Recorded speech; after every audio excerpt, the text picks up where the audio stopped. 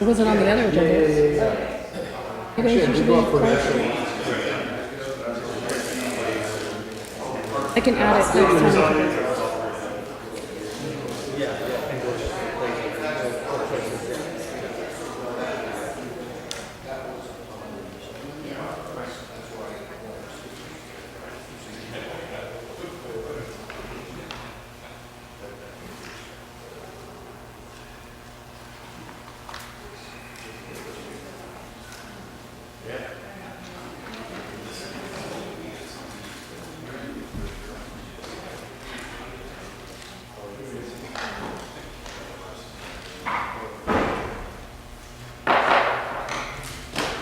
Good evening. I'd like to call a special meeting of the City Council of the City of Marysville, California to order today, Tuesday, January 29th at 5:30. Roll call, please. Mr. Simmons? Here. Mr. Bonacavoli? Here. Ms. McKenzie? Here. Mr. Hudson? Here. Mr. Samayoa? Here. I know it's not on the agenda, but why don't we add 2A and we'll let the race, everyone stand up for the Pledge of Allegiance, please.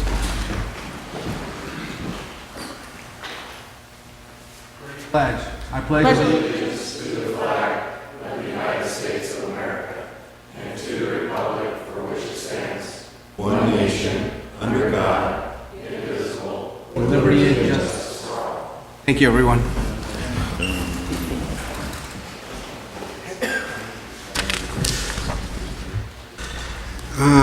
We're going to move to item 3. I think I appreciate having the public here, and I appreciate not only because we have new council members, but I think it's important for us to all be on the same page, and I appreciate the amount of effort, of time the staff have put into these presentations. So we'll move to item A, introduction and overview from our city manager, Ms. Marty Brown. Thank you. I want to steal this water. Is this mine? Yes, sure. So I can spill it. Good evening, Mayor and Council. Welcome to a study session on city finances. I wanted to give the council a little bit of an overview on, and I remember to wear my glasses this time, so that's great, a little overview on kind of where we are with some of our city finances.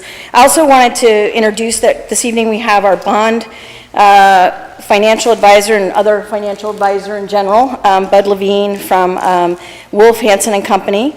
And we've also got Dan Bergman, principal at IG Service, who will be talking about sewage rate study. And also we have with us Andy Heath of Financial Services. We'll be talking about financial forecasting model and reserve policy. So that's going to be the focus for tonight. But I wanted to kind of, because all three of those items aren't necessarily immediately connected, so I wanted to kind of connect the dots. In 2018, I'm just going to go back real quick with one slide. I like to call it keep calm and catch up. That's what 2018 was for City Hall and Administrative Services and Finance Department, with lots of catch up, as the 3 council members here know for sure, but for a little background history for our 2 newest members, we started out 2018 with no finance director at that point for 8 months. We'd had 3 unsuccessful recruitment processes by the end of 2018. We didn't have a financial consultant in place to help with finance director functions, including getting the 16-17 audit, which should have actually been completed in December, but had not even been started when I walked in the door on January 2018. And the finance staff that we did have, while extremely competent, had never worked on an audit before either. So we had to quickly regroup and get ready to do that, because the audit is what you use to build your budget. And so we needed qualified financial staff to prepare that budget. We had a number of expired financial contracts and agreements. We had multiple very late financial statement filings, some of which nearly resulted in penalties, but we were able to mostly avert most of those, so we were very fortunate. The finance department, I would say, generally speaking, was very siloed, actually didn't have much sense of what each other was doing and or what the previous finance director had necessarily been working on. So that made it doubly difficult, even when we did bring in finance consultants to work on both the audit and the budget. And we also had a lack of internal financial controls and oversight, which really we've come to realize more recently. I wouldn't say that's such a 2018 problem, but it's become something we've become very aware of and we're working on now with our current auditors. So looking to the future, and the areas that need immediate attention and we're going to be talking about tonight is ways of reducing and refinancing some of our long-term debt, which is what Bud Levine will be speaking to. Fixing some of our deficits. We have an enterprise/sewage fund that's operating has an operating deficit, and as you know, we just made our connection to the Linda County Water District, and we have an ongoing financial commitment to the Water District. I just want to mention here that Brian Davis, the General Manager of the Linda County Water District, is joining us this evening as well. And then planning for the future, kind of long-range financial forecasting and modeling, as well as considering developing a reserve policy for the city. So those are the three kind of hot topics for tonight. What's driving this conversation? So the city's interest rates on some of our bonds are kind of rather high, and right now we've got some lower interest rates out there, so it presents a real possibility for the city to look to refinancing some of its existing bonds, as well as considering possibly a new bond for its unfunded pension liability. We also, which I don't have up there, we also need to be looking at a debt management policy, which Bud will also be speaking to later this evening. The Enterprise Sewage Fund, we do have an operating deficit there. We need to deal with that as soon as possible. In addition to that, our Linda County main connection to the Water District, which happened really in December. There are some future commitments there for infrastructure improvements with our partner, Linda County Water District, and we need to get teed up and prepared for that as well. So that's something that we'll be looking at, and Dan Bergman will be speaking to further this evening in terms of a sewage rate study. Financial forecasting. This is, Andy Heath will be talking about this later this evening, and that's really about looking long-term to the future, 5, 6, 7 years out. In addition, also helping with the shorter term as we gear up for our labor negotiations. But it's a model I'm really excited about that we can continue to use in the future to really prepare for future revenue and expenditures, as well as changes in salaries and compensation. And then there's the reserve policy that's been talked about pretty much since I arrived, and that's about really preparing for the future, again, with a sustainable reserve policy, a robust reserve policy. For those of you that may not be aware, we had a starting fund balance in 2017 that was more around $275,000, and last year's starting fund balance was more like $2.5 million, which contributes to that reserve. So that's really positive and exciting news. But we want to keep that trend going and make sure that there's a sustainable reserve in the city's general fund and other funds. So we'll be talking about that as well. So the expected outcome is, cleaning up our finances, increasing revenue, greater financial certainty and sustainability, long-range financial planning and forecasting, and then with the reserve policy and the debt management policy, some tools for monitoring our performance. And so after tonight, we'd be considering refinancing old bonds and looking at possibly new bonds, adopting a debt management policy, undertaking a sewage rate study that will likely result in a sewage rate increase, as well as adopting a reserve policy. Are there any questions for me?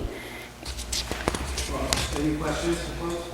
Sorry. Any questions from the council? I do have a quick comment. I think it's easy for us to put a lot of blame on some of our issues related to not being able to successfully recruit a finance director, and then we were in a pretty bad shape even 2 years ago financially. We couldn't afford, even currently, we can never afford levels of salaries to be competitive with even nearby agencies for any position in the city. So we were in a bad shape. We didn't have the revenue. Unfortunately, we worked really hard to get Measure C passed so we can get back to normal levels of services. So I just want to make a comment that we can't just put stuff without putting that as part of the context. Financially, we haven't been doing well for a long time. Measure C has allowed us to move forward and stabilize where we're at. I want to provide that context. Thank you. So with that, we'll be moving forward with Bud Levine's presentation of bond financing and refinancing. And I just wanted to mention, I think we're hoping that this will be an iterative dialogue with the council on these three topics in particular. And where necessary, Jim's available to jump in around sewage issues, and also, of course, Brian is as well. So with that, Bud, thank you. No pun intended, Jim, jumping in on the sewage issues, right? That's That's right. So we're moving to item B? Are we moving to item B? Which one? So we'll move to item B, bond financing and refinancing. Mr. Levine, our financial advisors from Wolf Hanson and Company, sir. Good evening, Council. It's a pleasure to be here. I think the last time I was here was when we were looking at doing the Optera policy. The Krebs that I see is completed out front here, which is nice to see. Tonight, what I'd like to talk to you about is the fact that we've got the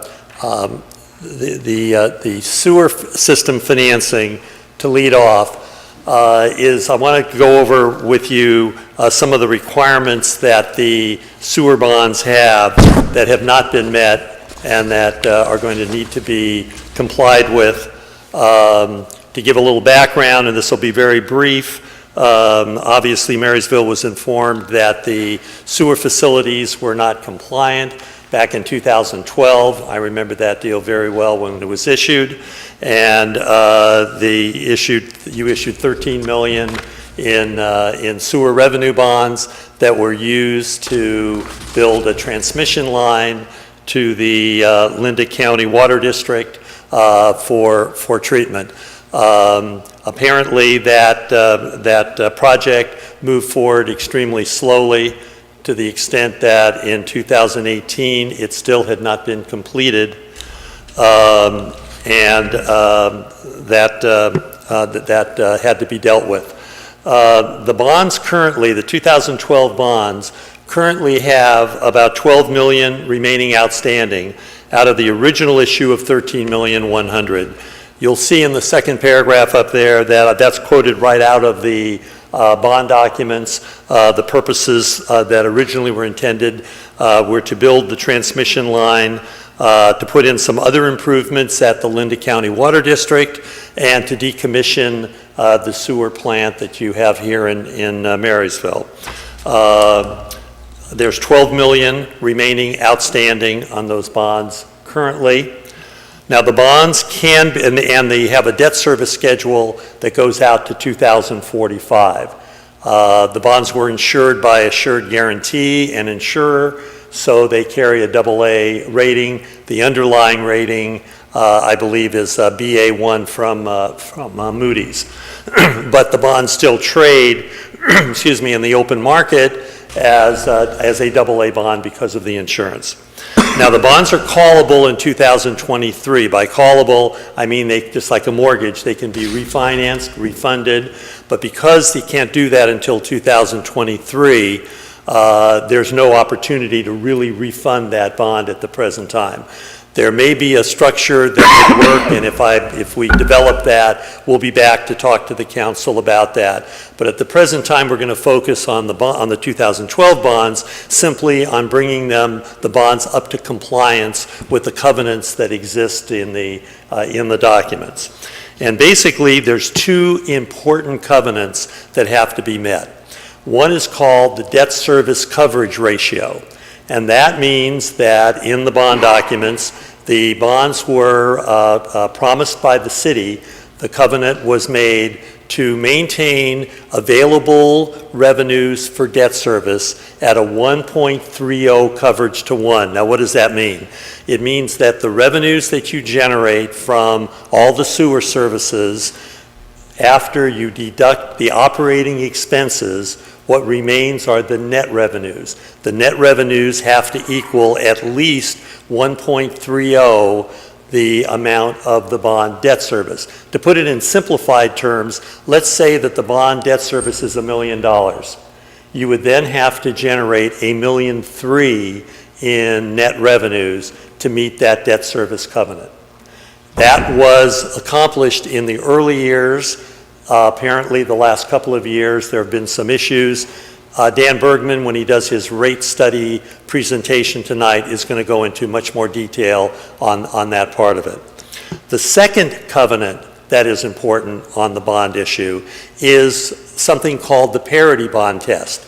The parity bond test is that in the event you want to issue other obligations that are paid by the revenues from the sewer enterprise, that the debt service on the new bond issue, in combination with the debt service on the 2012 existing bond issue, must equal in combination that 1.30. Carrying through with my example, if you had a new bond issue that you wanted to issue that had $1 million additional debt service, now you have $2 million in debt service, and you have to generate $2.6 million in available net revenues to equal the 1.30 coverage. Yes. I know there's probably a lot more information underneath this, but just for my clarification, we issued a $13.1 million bond, meaning that we have 12 remaining, so we paid about 1.1 to date. How quickly are we, I mean, the 1.3 ratio, to me, it seems like that we should be paying the, whatever we owe faster. Well, remember, the very good question. And when you look at you can look at the official statement, which shows you the full debt service at the time the bonds were issued. In order to meet a reasonable number to burden the sewer fund with, we had the bonds stretch out to 2045. With much more, with higher payments on the principal in the mid to later years. That was to allow more residents to have moved in, more development to occur, so you had more users paying the debt service. It's a fairer way to make sure that everybody in the community pays their fair share of the improvements. So that's why the burden on the payment schedule was much lower, other than interest always stays relatively the same. The principal amount was lower in the earlier years, stronger or larger in the later years. That's why after 6 years of bond payments, only $1 million or so of principal has been paid back. I guess in my mind, the 1.3 ratio would have, our income, meaning the debt will go down while our income was, even if it stays the same, this should be going down, so the ratio should be favorable to us. Well, remember, the debt service, and this gets into real bond, technical bond stuff, but what we do is we make sure we have fairly level debt service, more going to interest in the earlier years, less going to principal, and that switches as bonds are slowly paid down. You then have less going to debt service and more going to bonds, so your average debt service stays relatively the same. So it's really the revenues that generate that 130. At the time the bonds were issued, based on the revenues and the operating expenses at that time and projected forward for 5 to 10 years, it looked like the 130 would not be any problem at all. What has occurred is that the revenue generation has not kept up with what was originally projected, but more importantly, the expenses have been much higher, which is why it has not reached that 130 as it should have. Okay, thank To you. the chair. Yes, sir. That was kind of a wayward assumption, growth. Yeah. I don't know how that would ever not be challenged, because there is no growth in Marysville, because there's no place to grow. Well, it wasn't necessarily Well, growth, you said but new clients signing on. That has to Right. be new growth. right. Well, but the point is that you set the debt service schedule to be level, no matter what. So you have more being paid on interest at the start and less being paid. There's a benefit if there are people that move in, then you have more users that are going to pay their fair share. I misunderstood what you said. I thought you said it's predicated on No, new it's not, growth. no. There was no dependence Okay. on new users to pay. The debt service looked to be covered by what existed at the time the bonds were issued. And the main difference has been that the expenses have gone up, some of the capital improvements and some other expenses that have occurred. That will be shown in the rate study presentation that Dan is going to do. Thank you. Sure. So if we look at the next slide, in 2018, your city manager negotiated a loan with the Linda County Water District, which you're all aware of, in the amount of $2 million. That was the amount necessary to complete the project. And my understanding is the project has now been completed.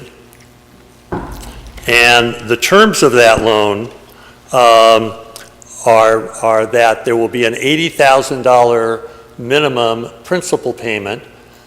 The note will be paid back maturing in 2043, and the interest rate is going to be a variable interest rate. The rate is going to be basically the LAIF rate, which is a local agency investment fund. That's a mutual fund that is available to all municipalities for investment. That rate plus 100 basis points or 1%. The starting amount of the interest rate is going to be 3.16.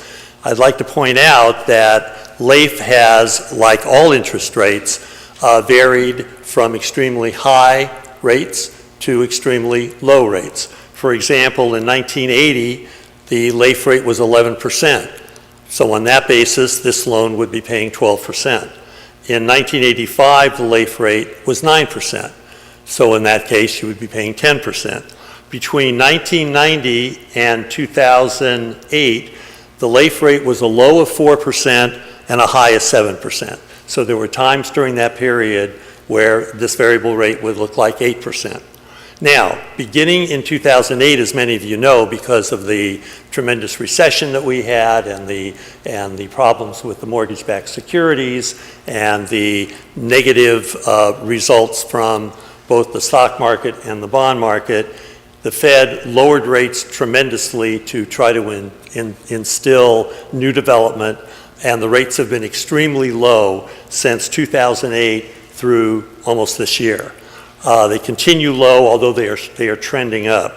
Right now, and during that period, the LAIF rate was less than 1%, 0.6, and has had a high, which is now, over the last 10 years, reached the high this last December, where it was at 2.40. It's our feeling and our opinion that rates will stay relatively in this low range for the next year, maybe 6 months to a year, but then we think they're going to be trending up, maybe significantly. So that's something to keep in mind on this particular loan. Now, also under the terms of the loan, Marysville has agreed that within 1 year they will do the things necessary to put the Linda loan on parity with the 2012 bonds. As I explained in the earlier slide when we were talking about the covenants of the 2012 issue, they would not meet a parity test today without an increase in rates. So as a result, the Linda loan has been issued on a subordinate basis. The loan requires now that the city increase the revenues to make sure the 1.30 parity test can be met within this next year by 1 year so that the Linda loan can be brought up on parity. And I think that Dan Bergman in his presentation will talk about that. And in addition, there's the possibility that you would be looking at new capital improvements for the sewer system. And if that is the case, and you determine that new capital improvements are needed, you could take a look at doing a parity bond that would take care of the new improvements. Again, that will be discussed in the rate analysis that Dan's going to do. And he's been retained by the city to do the rate study and to make sure that, number one, the parity test is met for the Linda loan, and that that the rates will produce a debt service coverage ratio that will be compliant. So let's take a look then, moving along, to the options that you would have with the 2012 sewer. Option one would be to keep the 2012 sewer bonds in place with the rate increase to ensure compliance, as we talked about, and to be available to meet a parity test. Increase the revenues, of course, so that the Linda loan is included in the parity test calculation, so it can be brought up in parity. And then decide whether you want to increase the revenues to also include a project parity bond. That would be something that would be discussed by the council, and a decision would be made what type of action, if any, you would like to take, other than making sure that your covenants are met so that you're in compliance. Option two, which would be now to look at this and say, we could issue a parity refunding bond that would pay off the Linda loan. Now, that would accomplish a couple of things. Number one, it could save you money almost right away, but more importantly, it would lock in a firm tax-exempt rate long-term that would not vary. So therefore, and I would estimate right now that probably that bond would be in the neighborhood of 3.5% to 4% fixed for the life of the bond. That would eliminate the risk that the Linda loan could end up going to higher rates once interest rates start going up.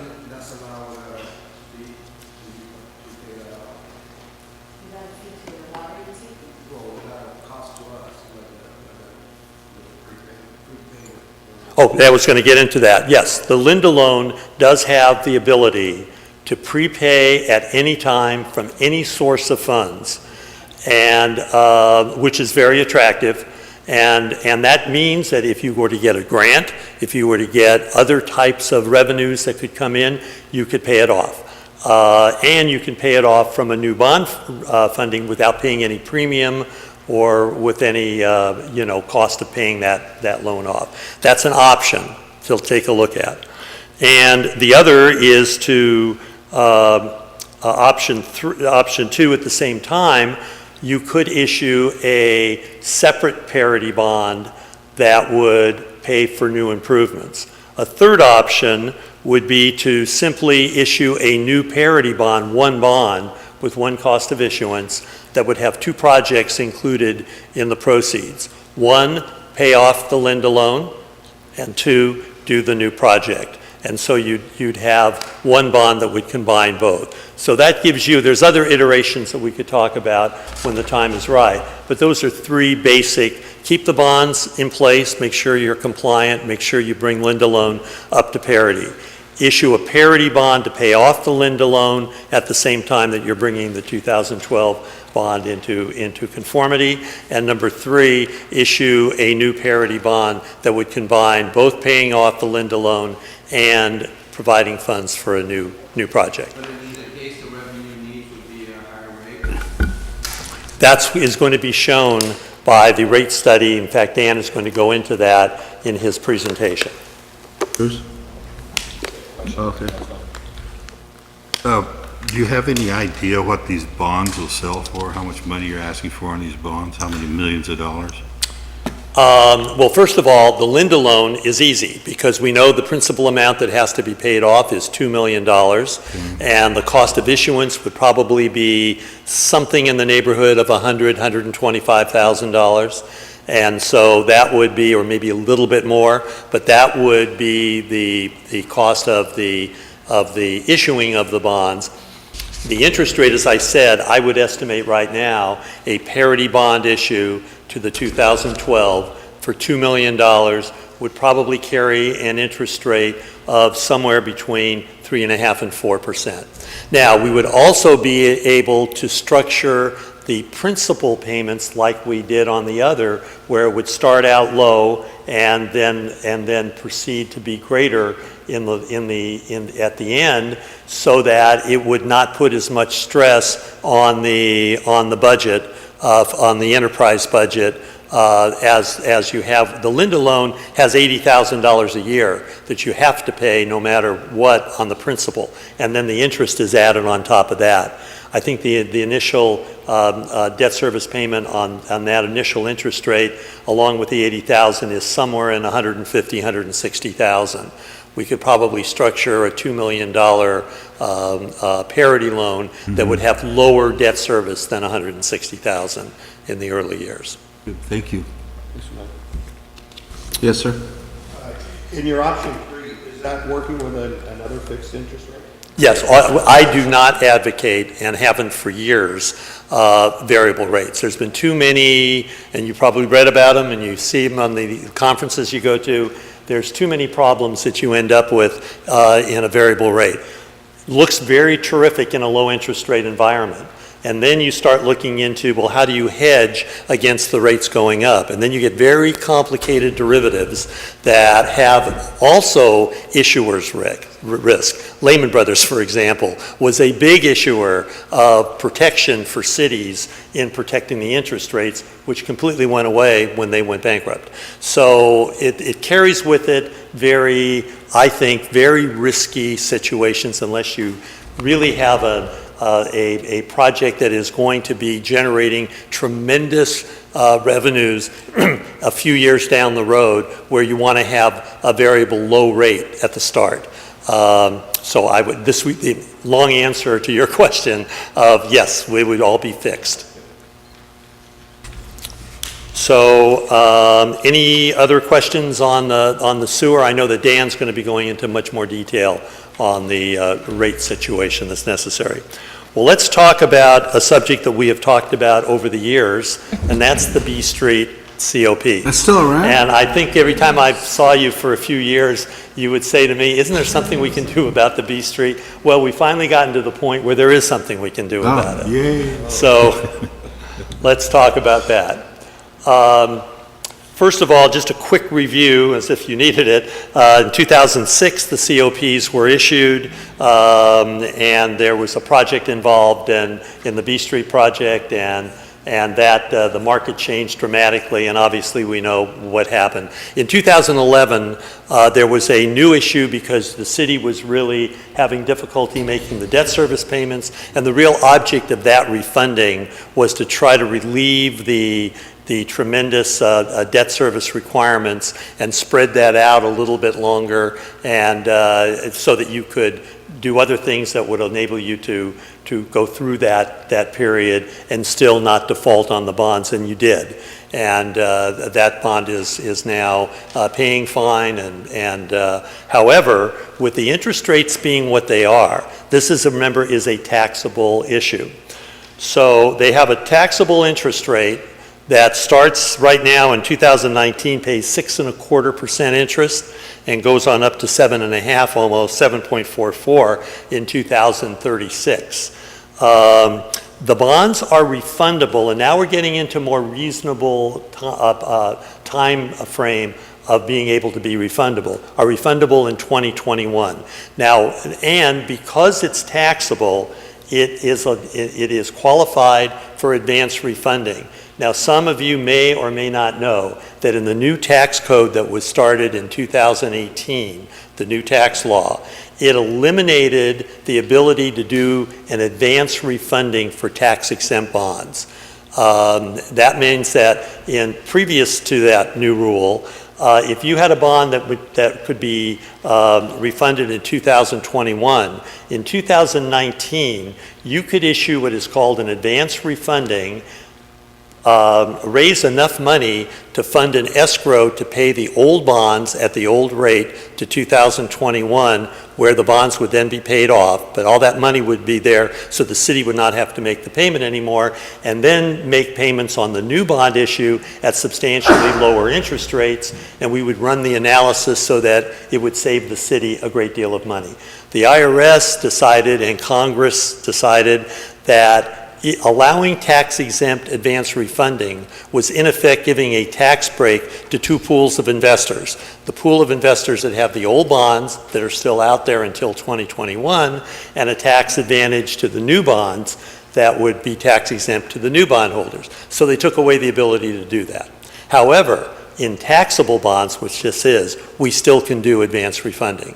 So the numbers work on this, and I'll show you in a minute how the numbers play out. where we could issue new bonds at a lower interest rate than this 6.25 to 7.25, 7.44, raise enough money to put into an escrow to pay the old bond debt service on the old issue until 2021, where it would then be completely paid off, and go forward with the new bond issue at much lower interest rates, and thereby saving debt service money on a yearly basis. So if you look at the next page, this is what that type of a refunding, and these are all estimated numbers, and if you decide to want me to go ahead and put together a proposal for a future meeting, be happy to do so. We could work with staff first and maybe have a finance committee meeting and go over the real specifics of an issue. And again, if it makes sense and creates sufficient savings, then it's easy to go forward with it. If not, you just stay where you are and you don't benefit from that. So on the left-hand side, that's what the bond issue would look like. You would issue $6.9 million in bonds. You have a $500,000 reserve fund that would be brought in. So it would be a total of $7.4 million in the sources of the refunding. And then you notice something called uses, refunding, escrow deposit. That's that escrow deposit I mentioned. That $7 million of the proceeds of this new issue would be put in that escrow to pay the old bonds. And then the cost of issuance, we're estimating at around $300,000, and that's the way the bond issue would look. Now, if you look on the right-hand side, and I don't know if we can make that any larger or not for the public, but there were some handouts on it. But if you look, and you'll see on the left-hand side, that left box, we show the starting from June of 2020 to 2037. That's the $6.9 million in the new bond issue that would be paid off. And you can see the interest rates now. Instead of starting at around 6.4%, did somebody turn the lights down? Good. You saw that too, did you? Oh, good, yeah. I thought, whoa, my voice has caused the lights to drop. No, that's all right, that's fine. So you can see the interest rates start at 305. These are estimated again, but based pretty much on where the market is today, 305 out to a 465, and a lot different than 640 to 740. So you can see, by the way, you can see how the interest payments drop down, and you can see what the total debt service is. And notice, Mr. Mayor, that the debt service is fairly level. Every year it's around the same. That's because it starts out with higher amount of principal of interest, and then as the interest goes down, the principal goes up, and that equals that's called the level debt service, which bond theory recommends that unless there's a real reason to have lower debt service payments to accommodate the revenue source, it's better to do a level debt service. Right. So anyway, if you'll take a look then at the prior debt service, you'll see in the next to the last column, you can see what you are currently paying and would continue to pay, and so therefore you can see that the average savings per year run around $80,000 a year. That would go right to the general fund. So the total would be around $1.4 million in total savings. If you don't do this issue, you don't get that savings. If you do, you can lock in the savings. What's the timeline you see if the council was to look at that? We could move ahead with this almost right away. So if you decided that we'd come back in February with a firm proposal, it would take probably 40 to 60 days maximum to complete the transaction. We would hire an underwriter or a placement agent, bond counsel who you have used many times before, put together all the bond documents, and then look to S&P to get a rating, possibly get bond insurance on it to lower the interest rate even more, have a 2-week marketing period, and then go to a close. So we could, if you were to approve this, let's say in mid-February, you would have a closing sometime in April. On the East Street refunding, on the refunding of the first one? Yes. How secure is that? Is that based on any kind of an interest rate fluctuation or how secure is that on that debt service? Oh, you mean the old debt service, the escrow? Yeah. Oh, absolutely. There's certain very strict rules about that. The money is turned over to the trustee. The trustee will invest that in treasuries. And there's something called special league bonds called slugs. And that's a horrible acronym, but that's what they are. And they are designed for these kind of escrows. So because treasuries come in set payment dates, slugs can be tailored to the actual payment dates of the bonds you're escrowing. So the proceeds of the $7 million in proceeds from the sale of the new bonds is invested in slugs. The slugs are held by the trustee who makes the debt service payment. So it's as secure as you can be. They're AAA rated bonds securing it. And then once it's paid off, the escrow is terminated and you're just left with paying the new bonds. Yeah, absolutely. You wouldn't want to have a double risk. You wouldn't want to issue new bonds to save money and then have the risk on whether or not the bonds are paid. Absolutely. Through the chair. This new opportunity, if you will, can that be called at any time during that period from, say somebody walks up and says, I got X number $1,000 million, I want to buy it? Will that, can we pay I'm that not sure off? I understand. You mean can the Well, bonds on be the called? old program, the Yes. original note was 7 million. Yes. Okay, and we financed that for 100 years, it seemed like. So we got a $648,000 a year funding debt Right. service on it. We could call that back if we come in with $3 million, right, and paid that $7 million down to $4 million and refinance the $4 million.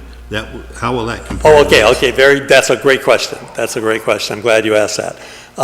First of all, the bonds that are escrowed, they're escrowed and they're going to go away in 2021. But let's talk about the new bonds. The new bonds, we're open now for any kind of new structure, negotiation, terms. So we could take a look at it and put a call date that's more attractive than we had in the old bonds. We could have, those old bonds had a special call that you're talking about. If the B Street property was closed, you could take the $3 million and do a special call. We could absolutely keep that in the new bond issue and even make the bonds probably callable rather than 10-year call, which these bonds had, maybe a 6 or 7 year call.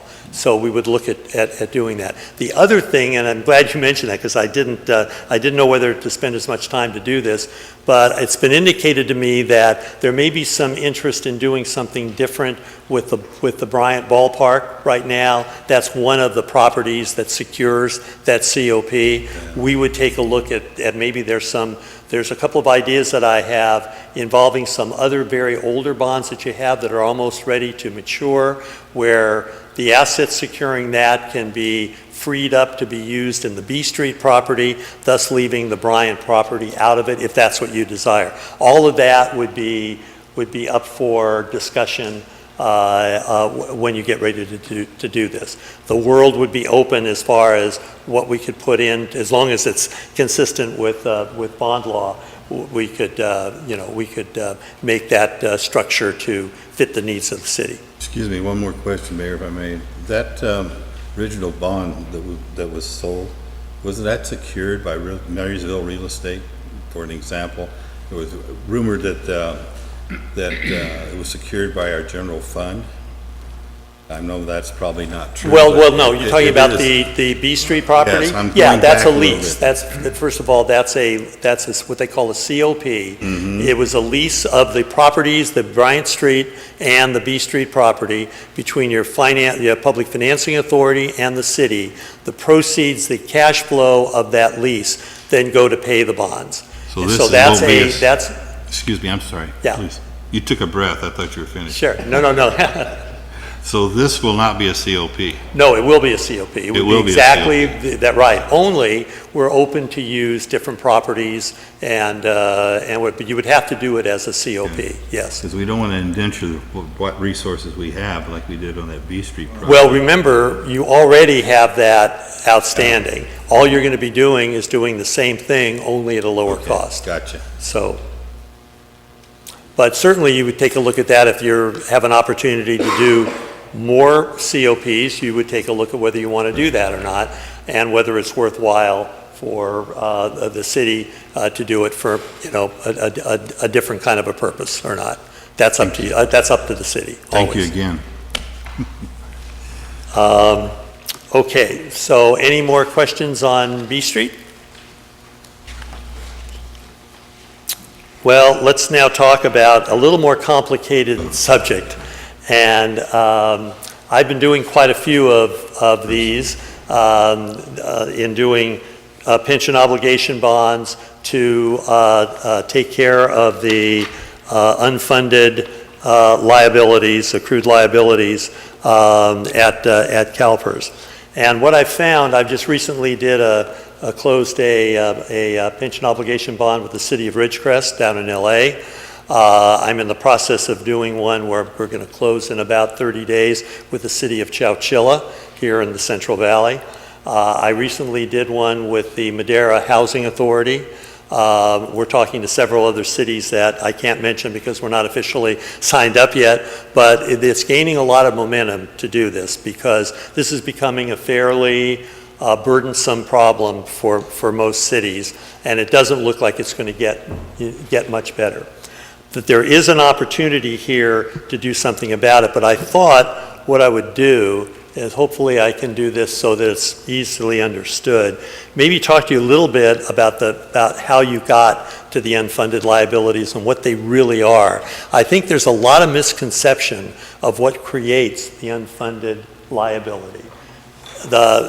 I've now done 5 city presentations, and many times the citizens sitting in the back think it's somehow your fault. It's somehow the fault of the council that there's unfunded liabilities, and it isn't.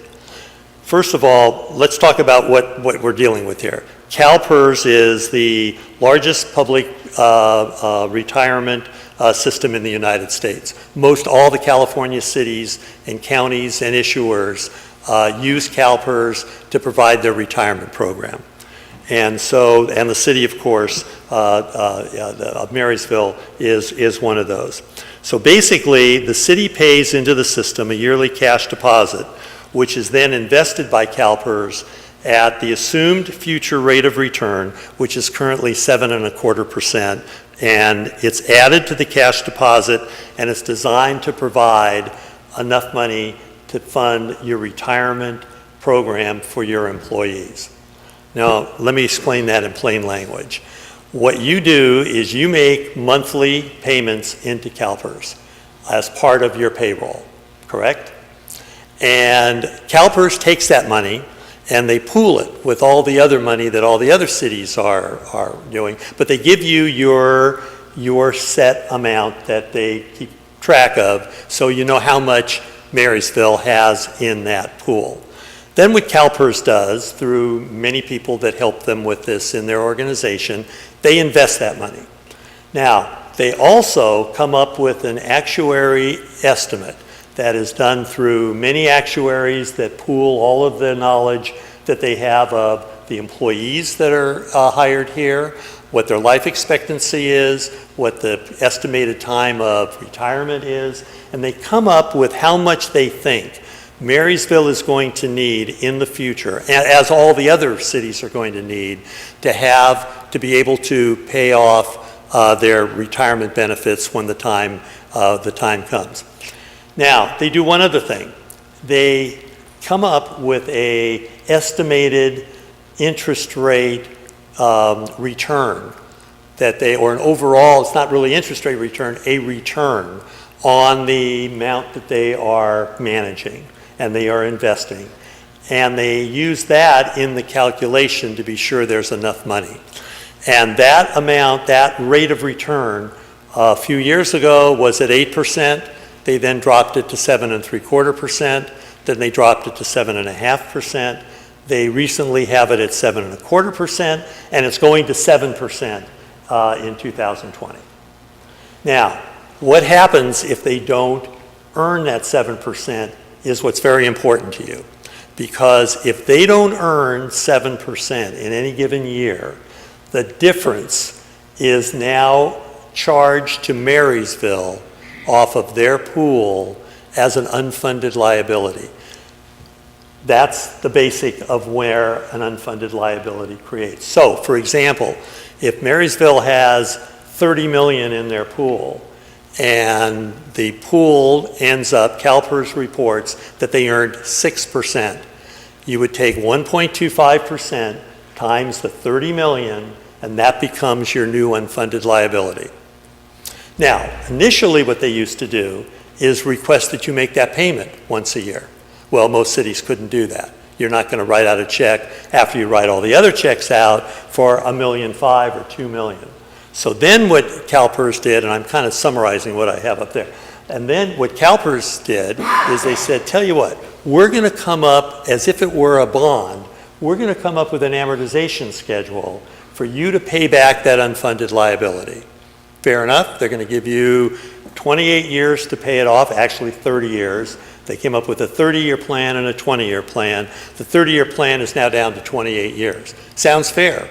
But then they added a little wrinkle to that. And the wrinkle is they're going to charge you another 7.25% on the amount that you have unfunded. So they created, the unfunded was created because they didn't earn 7.25%. And now the shortfall that has been generated, they're going to have you pay it back, but they're going to charge you 7.25%, or now starting in 7%. So that's the payment schedule that you now are facing. Any questions so far? Usually I have one question and I always anticipate the answer is, I know it is. And the question is, isn't that unfair? I do have a comment or a question I'd like to ask. You know, some of the cities, some of the retirees in some of the cities, their retirement pay was reduced by CalPERS. Is that a going thing throughout? Right, well there's all kinds of movements that are going on about how to deal with this. Because I can tell you that based on their last year's performance, and I'll get into that in just a minute, about what happens going forward with either earning that 7.25% or not, they've looked to see these unfundeds may start getting very, very bad. Look at what's happened to the stock market just this year. You can imagine what the returns are going to look like going forward in maybe 2019-20 fiscal year. But yeah, they're looking at different alternatives to do this, but they're pretty well locked in for the unfundeds that we're dealing with now, because it's under contract. CalPERS cannot reduce that. Going forward, there's talk about, and they've already done that with the PEPRA group, where there's lower requirements than what they had before. So, sure. So I just want to make sure, in real basic terms, CalPERS screws up on investing. We then are responsible for picking up the difference and the interest rate. Correct. And you know, it's a little bit, and I'm being a little bit cavalier by saying they, and you are too, about saying they screw up. They're theoretically doing the best job they can. It just doesn't appear to be when you look at what overall returns in the marketplace are sometimes, and then you see what they've ended up with, and then you see that they have a very broad, diversified group of investments, some of which you may say, you know, maybe are a little bit something you wouldn't, if you were investing in for your own account, you might not have. But they are doing the best they can and not doing a job even to their benchmark. I think the question that everybody asks is, well, if you're not performing to 7% on a fairly consistent basis, why do you have the rate at 7%? And the answer is, they were at 7.75, they were at 8. They're slowly moving down to where they may ultimately reach where they really are performing. As they bring their rate down, does that bring our rates up? No, if they bring their benchmark down now, all they need to do is equal 6% and you don't have any unfundeds. Then if they don't equal 6%, if now they come in at 4, now you still have unfunded. So you still have that risk. One of the questions I normally get, and then when I would get further in this, I'm sure you would ask it too, is particularly when we get to the part where I'm going to show you how you can pay CalPERS off with a new bond issue that will be at much lower interest rate and thereby save you money on a yearly basis, is what happens if we pay off the unfunded liabilities down to zero? And next year, there's a positive year. Is that lost? And the answer is no, because if they have a positive return in any given year and you don't have any unfunded liabilities, it simply sits in your account as a credit so that in the next year or two, when there is a negative, and on the average there's been more negatives than positives, you've got something to offset that so you don't have to worry about making that payment. So you don't lose anything. Well, Loss again, then now we have. a new unfunded liability I'm going to talk about. With the Yes. Or we refinance Yes, the yes. current. But I'm going to talk about that and show you that there is something you can do to mitigate that to a certain extent. One So- other question before he gets off of that, through the chair.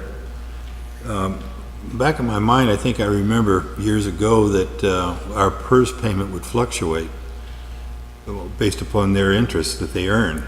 Yes. Since they haven't earned any interest to offset our costs.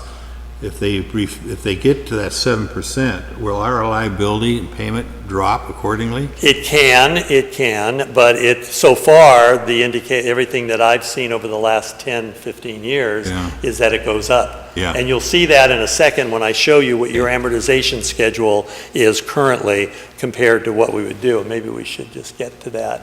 I know there was one thing I wanted to really talk about here that I think is significant, because everything I've said so far is, you're going to say, wow, that's really terrific. We should do this. What is the negative? Well, the one negative is, and if you look on this page here under obligation, so the CalPERS obligation is something that we would call in the bond business a soft loan. By a soft loan, I mean it's in effect an obligation that you have. You certainly should pay it, and you have been paying it, because if you don't pay it, you're not going to have enough. You're going to compound it even worse, because you're going to have more unfunded, and you're not going to have enough money at the end of the day. However, having said that, if you ran into a serious financial difficulty and the city decided not to make their CalPERS payment, their amortized payment, they're not going to file a lawsuit. They're not going to, there's not going to be a big newspaper article about it. It's not going to be the same as defaulting on a bond.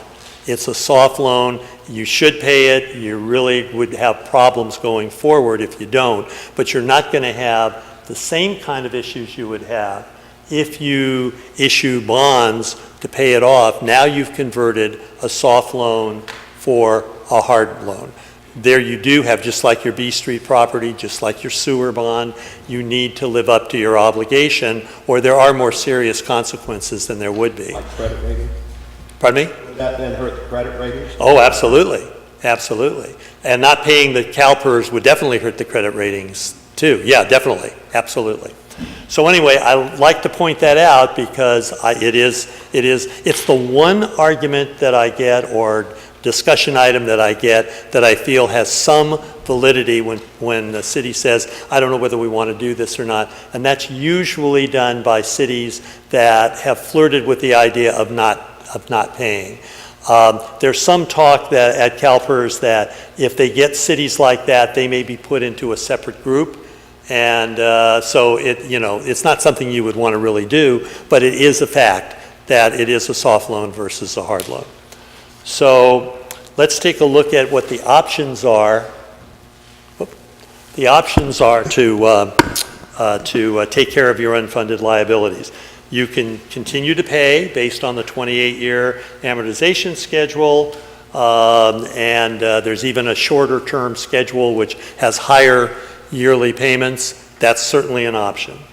You can pay it off partially with surplus funds, and there are groups going around making presentations to cities that are advocating taking their reserves or taking their excess money and putting it and applying it to pay down CalPERS as a better option than having it for some other purpose. So that's certainly a decision that any city would look at. I see very few cities doing that, quite frankly. Now, and the third one is what we're going to talk about tonight. Pay it in part or in full using proceeds of the issuance of either, and I hate to use the term COP, or using what is commonly used now, a validation suit, and I'll get into that in just a second. Or actually, we could talk about it right now. There are two ways you can do paying off your unfundeds. It's again a general fund obligation, just like the B Street. So you would do the same type of a structure if you're doing a COP. You'd get an asset that you lease back and forth between your finance authority and the general fund. The proceeds then would be used to pay off the UAL, and you would make your payments on the COP as a general fund budget item, only it would be lower than what you're currently paying, and I'll show you that in a minute. The second way to do that, and this is usually where the cities do not have available assets because they've used them in other COPs. There's a court procedure that you can do to pledge the general fund without doing a lease. It would be a direct obligation of the general fund. It would be a bond issue, and it wouldn't have to go to a vote. It would be done through a court validation suit. In effect, and we would talk to your city attorney on this, you in effect sue yourself. You go to the courts and say, this is a legal obligation to a governmental agency which qualifies as an exemption to being able to have to go to a vote because it's not a tax. It's nothing that the voters are going to have to be responsible for. It is simply lowering a obligation that the city has. And the court goes through a procedure, they give a judgment, there's a period of time for there to be a challenge. So anybody in the public or anybody that wants to launch a challenge to doing this, I've never seen one do, but why would they? It's going to benefit the city, it's going to save money. Then after that period of passage of time, then it's validated, and then you go forward with the bond issue without doing a COP. It's just a straight bond. So if we go to the next slide, yeah, sure. I just want to make sure I'm understanding. So Yes. in option one, we've got our deposit we make already. If you went this way, you would then have your 28-year amortization. So you've got two things going on now. And if you continue to have a loss in the CalPERS investment, you have more on. Well, what would actually happen is they would recalculate. They would recalculate your UAL.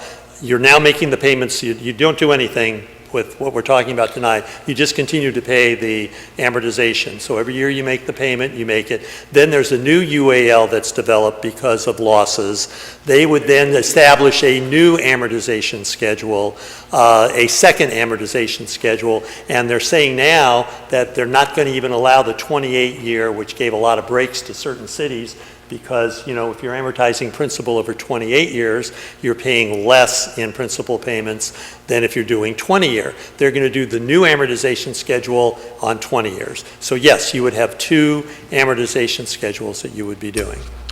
Correct. But bottom line is, it's all accumulation.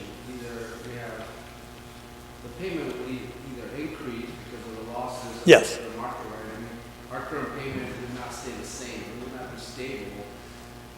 Because the assumption is that unless you get a bunch of cowboys that can start investing on some really bad stuff, and think they're going to make a lot of money like they did in the 90s, wherever they did, they lost a lot of money. Well, my question, to be a little more clear, I know what you're saying, but the question to be a little more clear, is that 28-year or 20-year, is it re-amortized with the secondary fault? What they do is what they do is, Still one payment. what they do, that's been yes.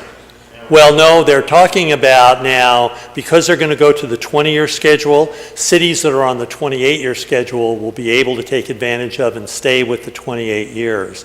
And then instead of them redoing the 28-year, the new ones will be a separate one for 20 years. And you're right, Mr. Mayor, it does vary. But it varies in a way that over the last 10, 15 years, the payments have gone up, not gone down. in that reamortization. Let's take a look at what you currently have right now. You have 7 retirement plans, and 4 we're going to do. The other 4, the PEPRA plans that are much shorter and much smaller, so they're not worth getting involved in doing any kind of financing on. But you can see these 4 plans. They total $14,135,000. These are the balances from the August 2018 CalPERS report that every city gets their own report. These are available. I know that you have them here in the office, and they will come out with a new one in August 2019. And in August 2018, they are based actually on the actual numbers as a starting point from June 30th of 2017. But what they do in the report is they give a CalPERS estimate of what the balance will be in June of 2019. And they change that estimate. It varies a little bit every 4 months or 5 months or so.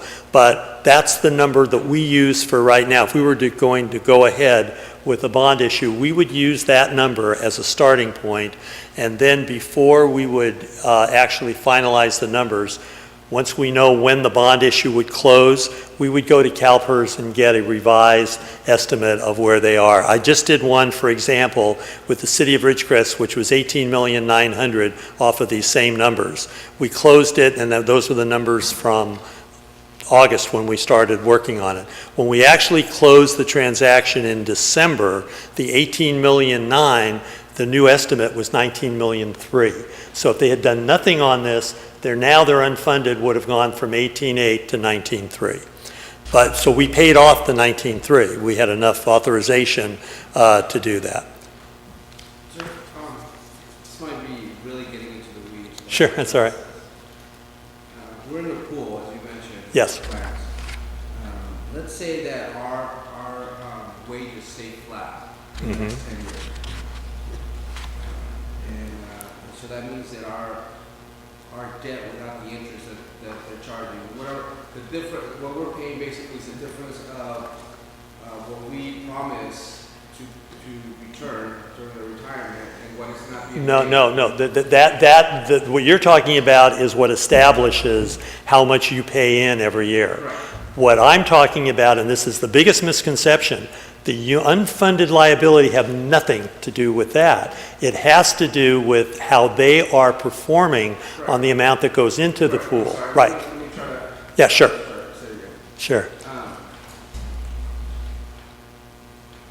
Our debt, our responsibility, whether or not we give folks a raise or not, let's say flat, it might continue going up because states' investments aren't meeting the rate of return that they need, right? They are, yes. What is happening is they have made an estimate based on your number of your employees and the plan that they have. Right. Stagnant, not the new employees, the employees that you have. Many have already retired. They then have made an estimate of how much money needs to be available when they retire. And they have $30 million in the pool now, and they say as long as they can earn 7%, they will have enough money at the end of the day. If they don't earn that 7%, you have to pay it, and you have to also pay interest on it. What happens if we increase our percentage of our wages? Meaning the percentage that we owe is based on the wage levels, right? Yeah, the only time you would create more unfunded liability is if you don't make that payment. As long as you make whatever the payment is with the higher wages, that's going to go into the pool, and that's going to be then invested to create what needs to be created. Do we have more debt each time we increase the wages? No. No. You're not going to have more debt. You are going to have a bigger payment on a monthly basis. Yes, just like you currently have. If you add people and you have higher wages, you're going to be making a bigger contribution on your regular payment. If you don't make that payment, That's going to go to increase your unfunded. I'm sorry, that's what I meant. Our monthly payment is gonna go Yes. higher. Yes, it will. If we increase our rate. Yeah, Okay. yeah, So- absolutely. But that's not what we're talking about here. No, Yeah, I have- but to answer your question, yes. Finish the question. Go ahead, yes. If a nearby agency pays their folks higher and they start increasing theirs, does it affect our costs? No. Our monthly, right? It shouldn't affect our No. monthly payments. Right. Even if another agency's paying their employees higher rates. Yes, it should not, because your pool is your pool. Now, the only thing is that the overall pool not earning the money, it would be applied to what your amount is. But over there, what they're doing, they have their own separate pool. In fact, that's what CalPERS is talking about doing. If there are enough of these communities that don't make their payment, they're talking about putting them off into a separate pool. That hasn't been decided yet, but I'm hearing that that's one of the things being discussed, which is rather interesting. Sure. Sure. So the 7% or the 7.25%? Yeah, it was 7.25, it's dropping to 7, they've already announced that. Is that on the pool or is that just on? On the is it pool. generated out of each? No, that's on the entire pool. On the entire pool? Yeah, right. It's just that once they don't earn that, they apply it to each individual city's amount, but it's an overall return estimate, yes. That, through the chair, that 7% is predicated on our, No, their it is ability to it's a generate number revenue. that, it's I'm a number sorry. that CalPERS has come Yeah, up okay. with through their calculations to say that's the amount we need to earn in order to ensure that there's enough Yes. money for your retirement program. However, if you have people that don't retire, we don't benefit from our contribution other than our pool goes up. Right, well, there you go. There's a factor that's beyond my pay grade, but Yes, it is. yeah, if the mix changes, certain people pass away, are no longer involved in it, certain people work longer than the original amount was estimated, that has a factor too, definitely. Okay, this next slide just shows you off of that 14 million, this is your payment that you would be responsible for in June of 2019. And I think you've told me, Marty, before, you guys pay once a year, right? You don't, do you pay on a monthly or do you pay? You do pay monthly, okay. I think we talked about. That's right. Pay early. That's right. annually and Right. taking a loan from the lottery. Right, to save right. lower interest rate. Right. Well, you know, we would factor that in if we do a bond financing. That's, I need to know that, so that's great. Anyway, so that $1,182,000 is the yearly amount that needs to be paid for the period June 30, 2019 through June 30, 2020. And then a new payment schedule, and I'll show you that schedule in one second. That's, That's right. yeah. So if you look at the next schedule, now here's where we show that.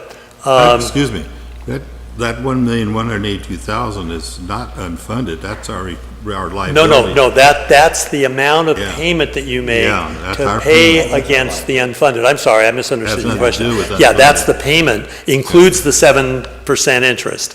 So they take the 7.25% interest off that payment first, Yeah. and the balance then they apply to the principal. So if you look at the next slide, here's the, where that breaks out per the different tiers. The safety police, the safety fire, miscellaneous. That's just a reiteration of that payment, but take a look at the total.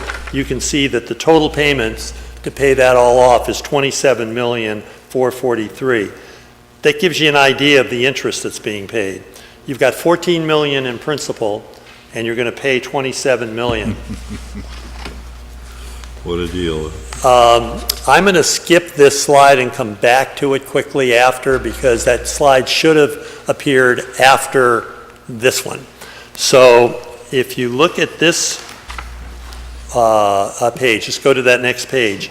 Here's, and we don't have time to go over what the bond issue would look like. If you want me to do this, we will come back with a real presentation on what the pension obligation bond and the options are and all of that. But bottom line, based on the interest rates today, This is what a bond refunding, paying off your UAL would look like.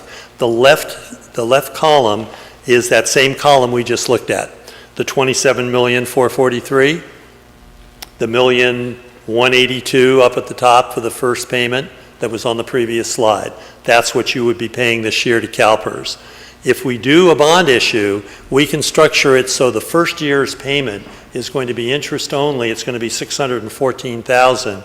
You would get a benefit of $567,000 into the general fund in the first year. And after that, you would have around $168,000 to $170,000 a year for a total of around $4.8 million.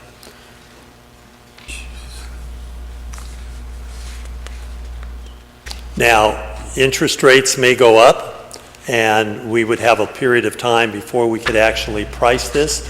But what we would do is get the authority to move ahead, but we wouldn't actually pull the trigger until you're closer to when the bonds are ready to be issued, and then we take a look at what the savings are, and as long as they reach a reasonable number that we will have discussed prior to that, then you would go ahead. If not, then you would stay where you are. Any questions on this? I just have a question. I don't know who's answering, but are we current on all our obligations? Yes. We are current? Yes, right. Yeah. Yeah, by the way, that's a question that I've already asked the staff that. First question I ask, because I can get up here and talk about how great it is, but if you're not already paying it and then you're substituting a new debt in place of one you're not paying. So I always make sure that you are and you plan to make those payments. Then it makes, again, good question. Then And our rating went up. Huh? And our rating went up. yes. Yes. Yes. Because Good we job, are. very. By the way, tremendous job. I remember from going through the downgrades and the calls on the downgrades, you guys have done a tremendous job with your finances and with your rating. Terrific. Thank you for Measure C. We're almost through here. Again, I talked about this earlier. You have a COP structure or the validation suit, so we don't really have to spend any time on that. This is something that I usually have cities ask, so I included this slide in here. I can actually give you more, but these are some current issuers that have issued POBs, and they range from City of Laverne at $10 million, $251 million for the County of Tulare, Ridgecrest, which was my deal, $19 million, Monrovia, $111 million, Inglewood, $52 million, Brawley, $16 million, Housing Authority of the County of Merced, I just closed that last month, $6.5 million. Baldwin Park is pending. They've had a long validation suit, which sometimes happens, but they're ready to go. They're $50 million. And then Chowchilla is $11 million. And we just got our validation judgment actually yesterday. And so we're going to be closing that in the next month. How long does it do this? How long does it take to do this process? How long what? Through the chair. How long does it take to do this process? Well, that's what I'm saying. In a validation suit, normally the fastest you could do would be around 60 days in the validation suit, and once we have that complete, we can get that closed in 2 to 3 weeks. So I would say 90 days is a safe number from the meeting where you authorize it to when we actually close and pay off. And when we pay it off, again, what we do is we go to CalPERS and we get an actual payoff number as of that date. That is the number that they're estimating will be the balance in June 30th of 2019. You have to go to the voters, you're saying? You do not. That's why you do a validation suit. I understand. Without Without the validation suit, we have to go to the validation suit, yeah, and I'm not even sure what the process, I've never seen anybody do that, other than what you could do with other cities are doing is they institute a sales tax with the avowed purpose of paying off their unfundeds. That you could do. And but this is self-funding this without doing that, without any new tax. You're paying it off and you're saving money. That's all I have on that. And I have one last quick thing to run through, and that is your debt management policy. which you really need to have. That's a relatively new state law starting in late 2017, and it's simply the fact that you have a policy that outlines kind of how you go about issuing debt, what kind of debt you are willing to issue, what the terms are, the structuring practices, the issuance, what procedures you go through to issue, the use of derivatives, which you will not want to use, and then continuing disclosure, which has became a very big issue, which we've helped staff now, and with Dan Bergman's help, get up to compliance. And it's just something, if you're going to issue any of these refunding bonds or any debt in the future, you need to have a debt management policy. I've provided you with a sample, both a resolution that would be used and a sample debt management policy that is commonly used by most cities today. It was crafted by a very good bond counsel that does this for many different cities. What we would do if you decide to go ahead with that is sit down with staff and get input as to what kind of policies make sense. Then we would bring it to the council, you could discuss it, and then we could do a final one at the appropriate time. That's my story. Thank you, appreciate it. Sure. So we gone a little bit, close to an hour and a half. I'm not sure if anyone needs a quick 5-minute break. I'd like to, if that's okay. We want to take a 5-minute break, but let's make sure we return within 6:56 of my clock here. He'll lock the door if you're not back. Lock it up.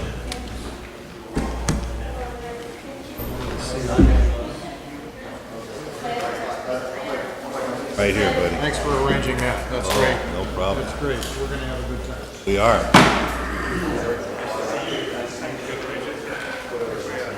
Oh, Chris.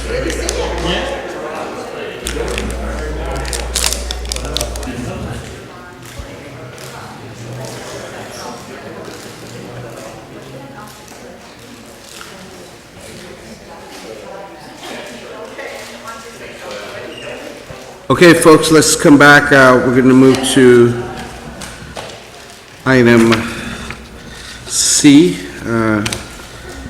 Ms. Brown, would you like to introduce this item? This is, before us is Dan Bergman of IGS Services, and he's going to talk about a sewer rate study and the future potential strong likelihood of a sewer rate increase, and why and what for. Right, Dan? That's right. Mayor and City Council, it's good to be here. I've already had some experience over the past few months with Marysville working on your bond disclosure reporting. So it's given me an opportunity to have, and you're telling me to say what that is? Yes. Associated with the bonds, and specifically with the 2012 bonds, is an annual requirement to provide a report to bondholders. And that's a public document. So the first thing that the city contracted with me to do was to update that annual reporting for 5 years because it hadn't been done. And so I'll show you the key part of that in my presentation tonight. I did the disclosure reporting both for the Series 2012 bond and also for B Street. And that's complete, and it's on the MSRB website now, a public website where anyone can see it. How many years of disclosures was that? 5, that was 5.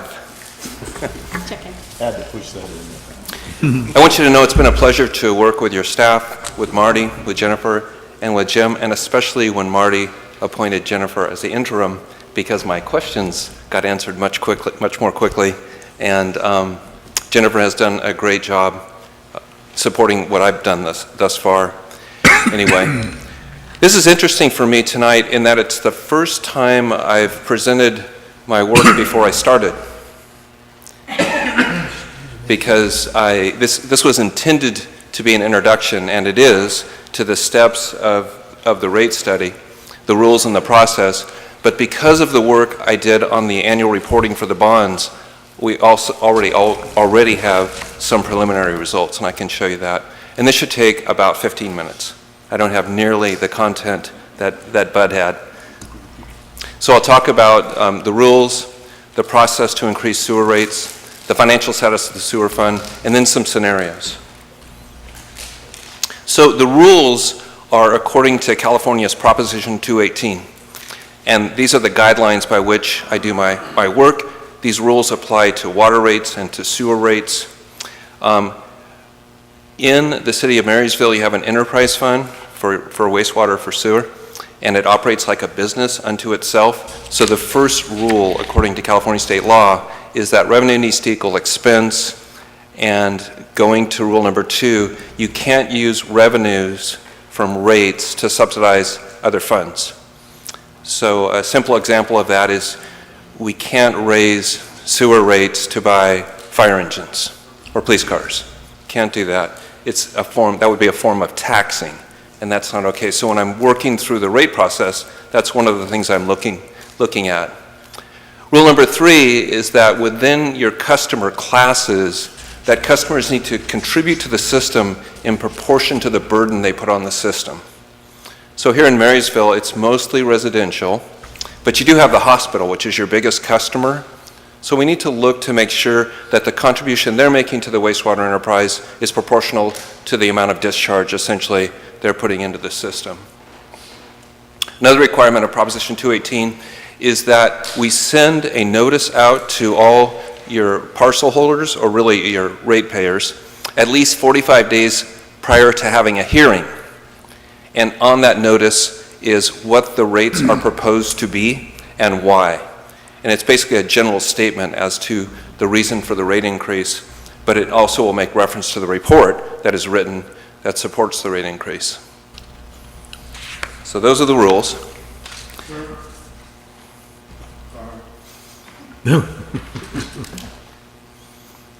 The proportional cost is that measured by the amount of stuff or the type of stuff, or how do they get to that measurement? Like, how does the hospital pay accordingly to their proportional,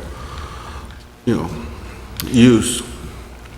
How the hospital pays now is your commercial customers are paying a rate that's linked to their water usage in 1, 2, or 3 months in the winter, which is considered a low use period.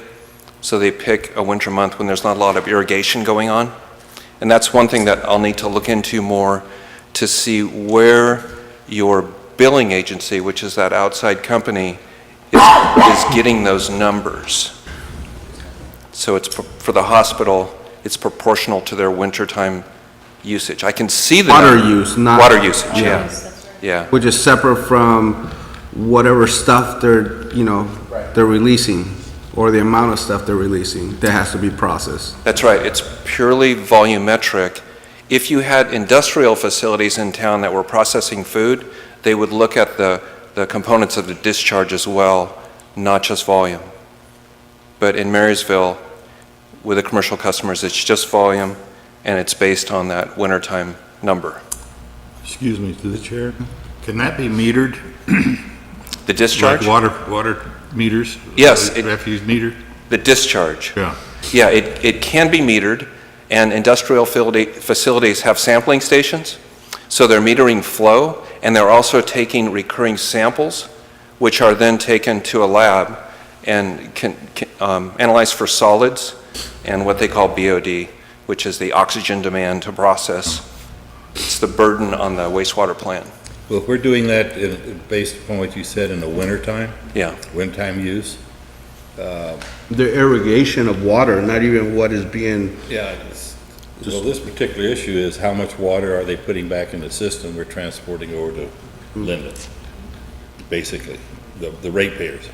I don't know if there's any direct connection Well, to it says it's proportional to the cost to serve them. So Yes. if you use more, if you send more, you should pay a higher rate of cost, or higher rate. Yeah, and so conceptually, your commercial customers do. Yeah, but not that much if they just do a sampling during the wintertime. They're not sampling, sir. Well, that's what he said. No, they're using the water usage, which Yeah, is but- not even Excuse me. tied to the sewer rate. No, what I'm saying is, they use the water usage rate for winter is what they set the rate for the hospital. Is that not correct? Well, when we say water usage rate, Well- it's the volume of water that goes into In the and comes hospital. out. I Yeah, want to measure what's coming out, though. That's what we're paying for. that's right. Well, if anything, it's less because they drink water and Yeah, well, that's... waste water. Okay. Yeah, if anything, Anyway, it's we can less. debate this. I just feel like there's some way that we're paying a rate to Linda County Water to process our fluency based on volume. Well, we should be charging our people the same thing based on volume of what they're putting in the system, not how much water they drink. That's got to go in the toilet anyway. If they drink a 10-gallon of water, it's going to go in to the Council member? commode, and it's going to go out the door. That is the issue. I think that's the issue. Exactly. That is the issue that I think we need to look at and analyze on why was that the basis of rates. Exactly right. Water coming in should not be the basis of what being, put out anyway, but that's for another Yeah, I just conversation. want to make it clear in my mind what we're talking about. Thank you. Yeah, you've got it. That's it. So let's talk about the rate-setting process. Evaluating historical financial results, I've already done that because it was a requirement for the bond reporting, for the disclosure reports. And also the rate history and comparisons is already done. You have it in your slides, and we'll look at that just briefly. But what hasn't been done is extensive work that will be required to do 5-year projection of operating cost, which will include the cost component that Marysville pays to Linda, because that is now a new variable. And then also a 5-year projection for capital improvement projects. And then the next step is to come back to you, City Council, with rate setting scenarios after working through them with staff to get your feedback on different ways that we can Do you know where the 5-year came from? Why not 10-year improvements? Why not 20 years improvements? Why was 5 years chosen? Well, it may have come from me. Oh, And here's why. Because and that's a good question at this point. The idea is that you wouldn't need to go through another formal rate study for 5 years. We'd like to be able to set rates in place to get you through the next 5 years. And so, as I've said over and over again to staff, and especially talking to Jim, is basically, okay, we need to know what infrastructure improvements you have to do to your system in the next 5 years, because we're going to take that list of projects to your city council and need to justify that they have to be done such that the city council can be able to support the associated cost. 5 years because it's not too far into the future. 3 years, you probably wouldn't want to do the rate study, another rate study in 3 years. Beyond 5 years, it just gets to the point where there's so much uncertainty. But 5 years because we're setting rates for 5 years. okay. So I covered rate setting scenarios that we would come back to you with, and then the Prop 218 notice would go out, and then we wait 45 days and then come back. What's interesting is that when we or staff comes to you with the Proposition 218 notice, that is for your approval to send that out to everybody. So you're informally approving the rate increase at that point, because if you didn't support City Council what you sent out, we would never send it out. But the formal rate hearing can happen until 45 days later, when you have the opportunity to collect protests from the public. Here's the rate comparison, which is a requirement of the disclosure reporting. And this is very interesting, because the first thing you can observe is that Marysville and Linda County have exactly the same rate. And so far I haven't found someone that knows if that's only a coincidence. But you can also observe that Marysville and Linda County's water rates, or wastewater rates, have been the same for at least 5 years back. And then looking down, you can see that Gridley's is the same, but then for Olivehurst, Yuba City, and Live Oak, they've increased. And basically what that's telling us is the bottom three have done rate studies, and the top three need to do rate studies.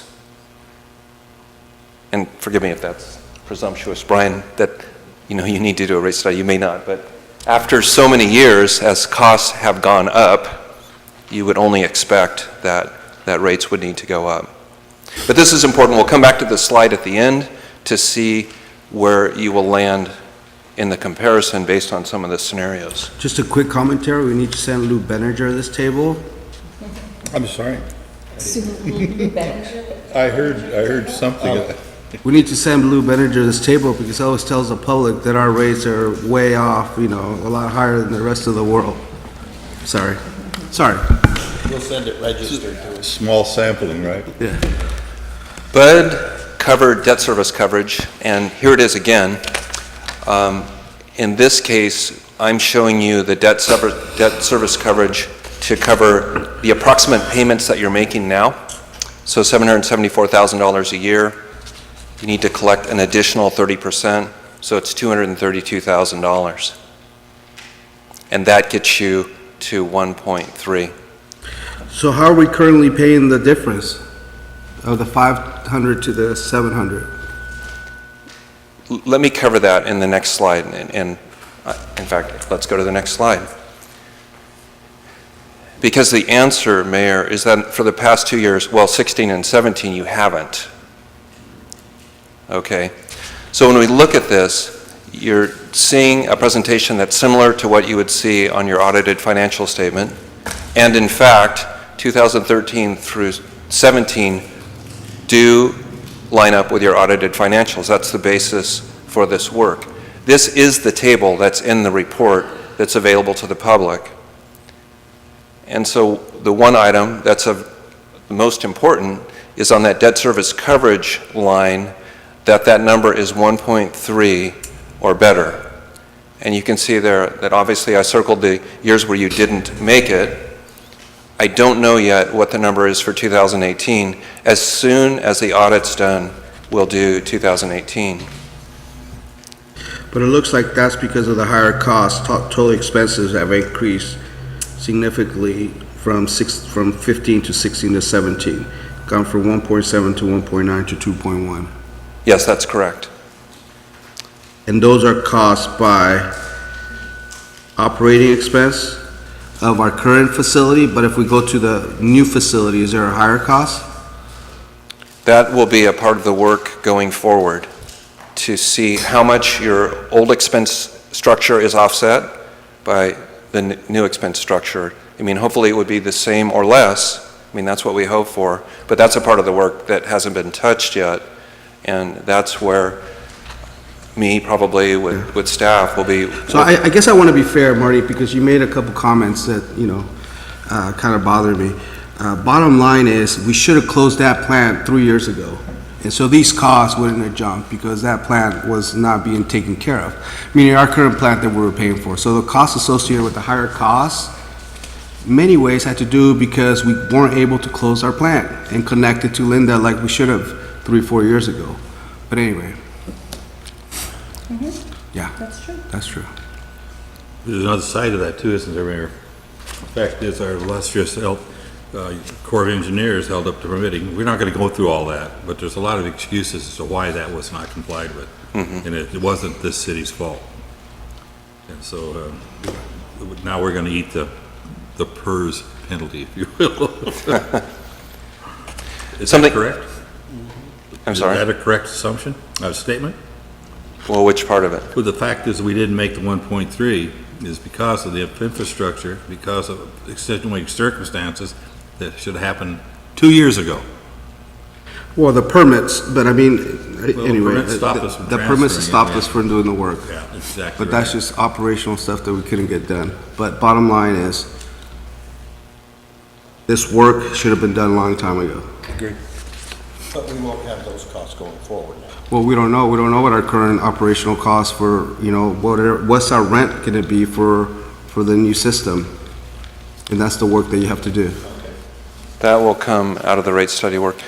The other thing I can point out on this slide, when you look at the bottom line surplus revenues,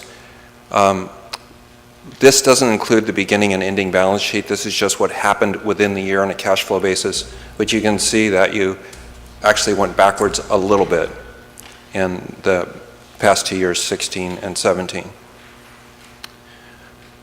And that number, 232,000, where you see net revenues after debt service, below the debt service coverage line, That's the number that needs to be at least 232,000.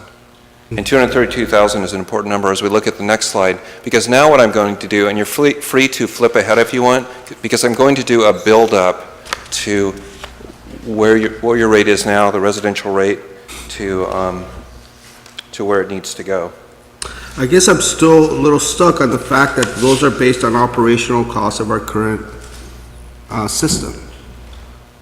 The 232 gap. I'm sorry, ask that again? That's the figure. Your estimate, the 232 need, the 232,000 need, Oh, that's, the gap. if you had 232,000 in fiscal 17, Correct. you would have made 1.3. It's just one piece of increases that you need. Correct, but what pushed us to need that revenue was the additional costs associated with the operations of our current facility. Meaning we went from 1.2 to 1.4 between 16 and 17 in operational costs. Yes, that's right, and that goes back to the formula, if you will, because we start with revenue, we subtract all the operating costs, whatever they are, and then what's left over is available for debt service. In fact, it's the net revenue line that you see right there. Yeah. So the I more guess you're... my point is, I'm trying to, maybe I'll just shut up after this. We wouldn't have that much of a push or gap or pressure if it wasn't for the additional operating costs between 16 and 17, even for 15, from 1.1, 1.2, that pressure kept us from being able to cover our costs based on our revenue that we received. That is exactly correct. Right? Okay. And in fact, in the work I was doing on the disclosure reports, we spent a lot of time going back and forth with Jennifer about what was shown as an operating cost that should have been a capital improvement. And one number we were able to move out, but another one we weren't. Because if it's a capital improvement, it's not an operating cost. And it's something, as your audits go forward, you'll pay more attention to, because it matters. But you're right. Your observation is correct. Yes, sir. Ma'am, sorry. Thank you. So with the proposal that you're going to be, the future numbers that you're creating, you're going to be looking at our costs moving forward. Yes, that's The correct. projection of what we will need to charge instead. So do we have an idea of what that will look like going forward with our new connection and the cost of decommissioning and all those kinds of things that we have with our current? If I do my job, you will. Okay. But not yet. Okay. Because we haven't started yet, right? Yeah, okay, but that's part of it. So we'll be looking at new numbers and not basing our increased proposals or any of that on what's happened with the old facility. That's correct. Right. A lot of what I'm sharing with you tonight is looking in the rearview mirror. Yeah. But the work really begins looking forward and working with Brian and Linda to know what portion of operating costs and capital improvement the city will take on from that as well. Right. But it's not as simple as we have an agreement with this third party that we were supposed to make like annual payments. It's not as simple as that. The Linda third party? Yeah. The language in the agreement says that you'll pay your proportional share of operating costs, but it doesn't define a number for what operating costs are. And then similarly for capital improvement. So from a cost allocation standpoint, what we would look at is the contribution of wastewater influent into the plant from Marysville versus their contribution, because that's how much of it you're using, and start to work kind of backwards from that. And we're measuring the wrong way. In many ways, we're measuring with apples and they're measuring with oranges, because they're measuring the inflow of material that they're receiving, while our rates aren't based on that. We're not metering our folks' discharge. Well, it's being metered into their plant. But not individual or business, or we can't do, I mean, an individual hospital is we're not gonna meter. Meaning, I guess that's where I'm still, I think what Simmons has said is, if our rate is based on water rates or water usage, To me, that doesn't make sense. And maybe that's a tool that everyone uses, but it doesn't. Through the chair. That doesn't look like a connection. With respect, Mr. Mayor, I mean, everything flows with water. I mean, solids aren't gonna flow unless it flows with water. I mean, it's an equal balance, and I've worked in the sewer systems before. It's like, Okay. a solid matter is not gonna move unless you have water pushing it. So if you look at it from reference of my business, my cost went up because I had to buy a lot more water. And so then my rate didn't go up, but my amount of money that I did pay tripled in the amount of water that ended up flowing out. So, I see.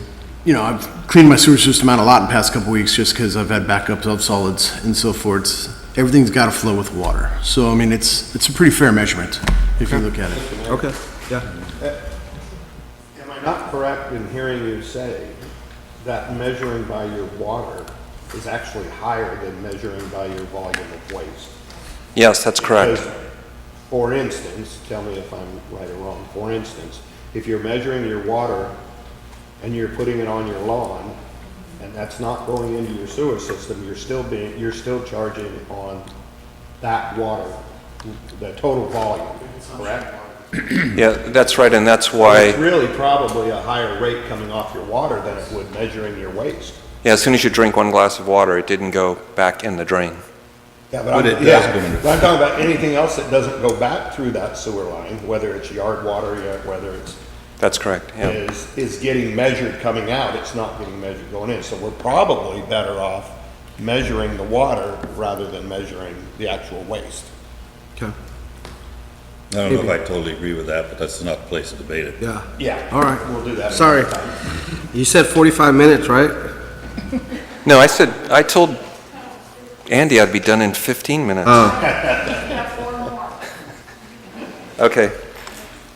So, I want to show the step up here. This is quick math for rate setting, so you can have a sense for what to expect.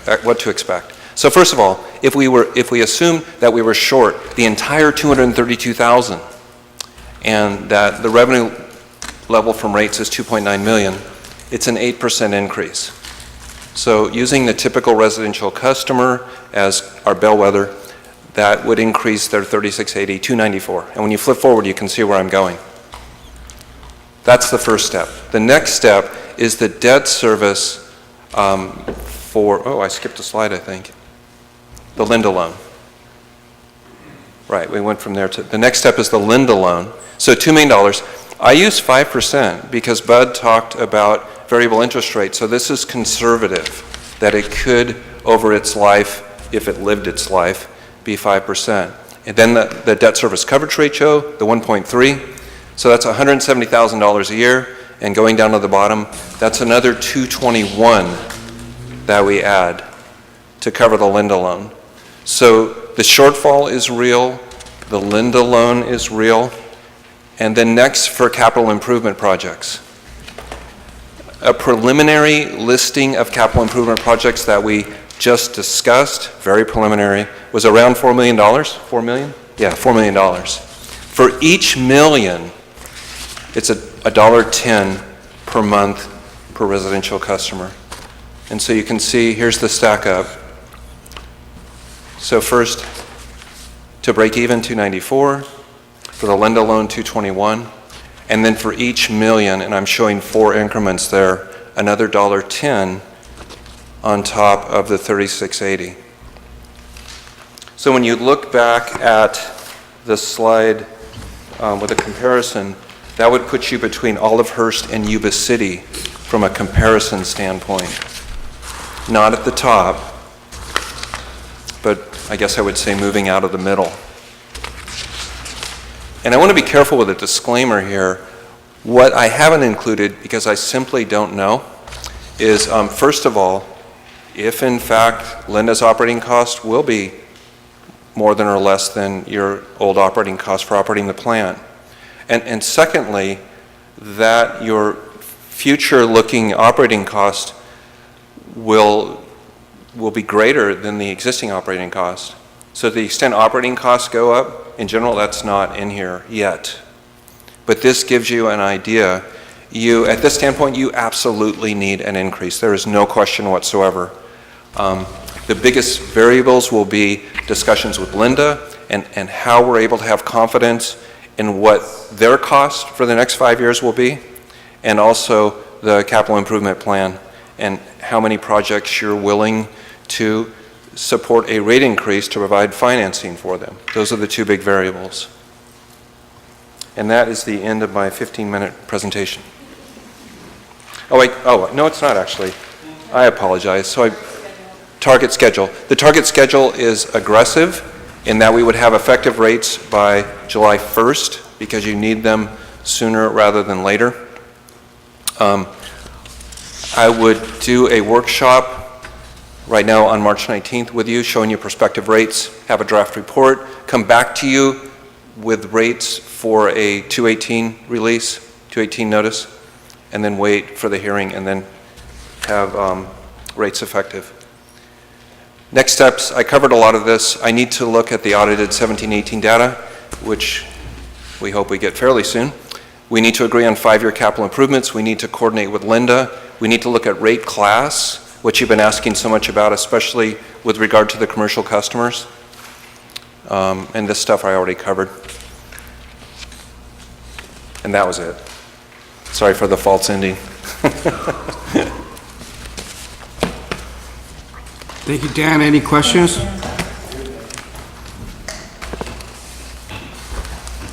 Thank you for your work. I love that table. It's very, very helpful. The table with the different... Step up? Yep. Thank you.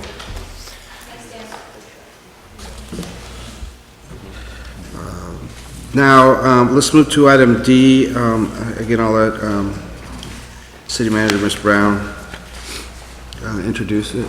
Sure.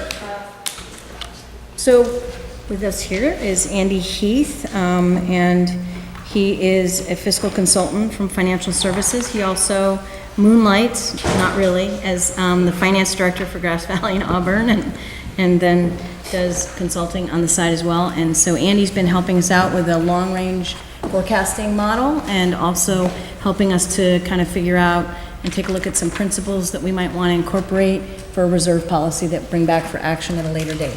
With that, Andy, thank you. Great. Thank you, Marty. Mr. Mayor, members of the council, as mentioned by Marty, my name is Andy Heath, fiscal consultant for the city. I was brought into the city to prepare a financial forecast for you. This financial forecast is meant to be very dynamic. It's meant to look at your long-term forecast for the city's general fund specifically. So we're only focusing on the general fund for purposes of this forecast tonight, because that's where the majority of your non-rate paying, your non-enterprise operations are housed. That's where they're funded from. So as part of tonight's presentation, I'm going to kind of go through this a little bit methodically. I was going to show you the actual rate, not the rate model, but the forecast itself, but it's very involved, it's very cumbersome. If you want to bring that back at a future meeting, I can definitely do that, but you'll see the results of that model tonight, and then you can ask any questions based on that. For tonight's discussion, I'll be going through the purpose of the baseline forecast, and we'll define what these terms mean, especially baseline and some other terms. Then I'll go over how the baseline financial forecast was developed. What did we consider when we actually went in and developed the forecast for your city council and for the city? Baseline forecast results will be discussed as well. You'll see, where the city is likely to end up under a given set of assumptions for the next 7 years in its general fund from both a deficit and a surplus perspective. You'll also see the impacts at CalPERS, specifically both the normal cost for existing employees and the unfunded liability is having on the forecast itself, specifically for the general fund. And then you'll see what's going on with reserves. We're going to spend a little bit of time on reserves because right now the city really doesn't have a reserve policy. Most of your reserves are in what's called an unassigned reserve, and I'll talk about that. And having a plan for the future may be prudent. And then we'll talk about some other observations. And in the general fund, we'll talk about the fund balance and reserves specifically as well. One thing I wanted to mention that was discussed earlier tonight by Mr. Levine is we had talked about rating agency presentations for the bonds and making sure that you can garner a low rate of return. This forecast will actually help you do that. Okay, this forecast will demonstrate to the rating agencies and the bond community in general, all the stakeholders of the bonds, that indeed the city is looking forward. You're thinking about what your future looks like. You're thinking about ultimately what's going to transpire in terms of the finances and the fiscal prudency for the city moving forward. So these things are very important for a rating agency, and when the rating agency realizes that you have this forecast and you show it to them, it will be a good thing. It will really show well for the city. So just wanted to mention that. Okay, getting into the purpose of the baseline financial forecast. Essentially to develop a better understanding of a baseline consolidated general fund funding requirements to provide a defined level of service by recognizing certain impacts. Let's stop there and talk about baseline. What we're talking about when we mention baseline is what does it take to deliver a set of services that you've already defined. And for purposes of this analysis and this forecast, that defined level of service is inherent in your fiscal 18-19 budget. What you've adopted as part of your fiscal 18-19 budget is defined. The level of services is defined. It's defined by the expenditures that you've appropriated for staff, for non-personal costs like operating supplies, materials, contracts, etc., and then also for capital. So for purposes of looking forward into the future, we're defining every year as 18-19's baseline level of service. Okay, so that's the place where we got to start.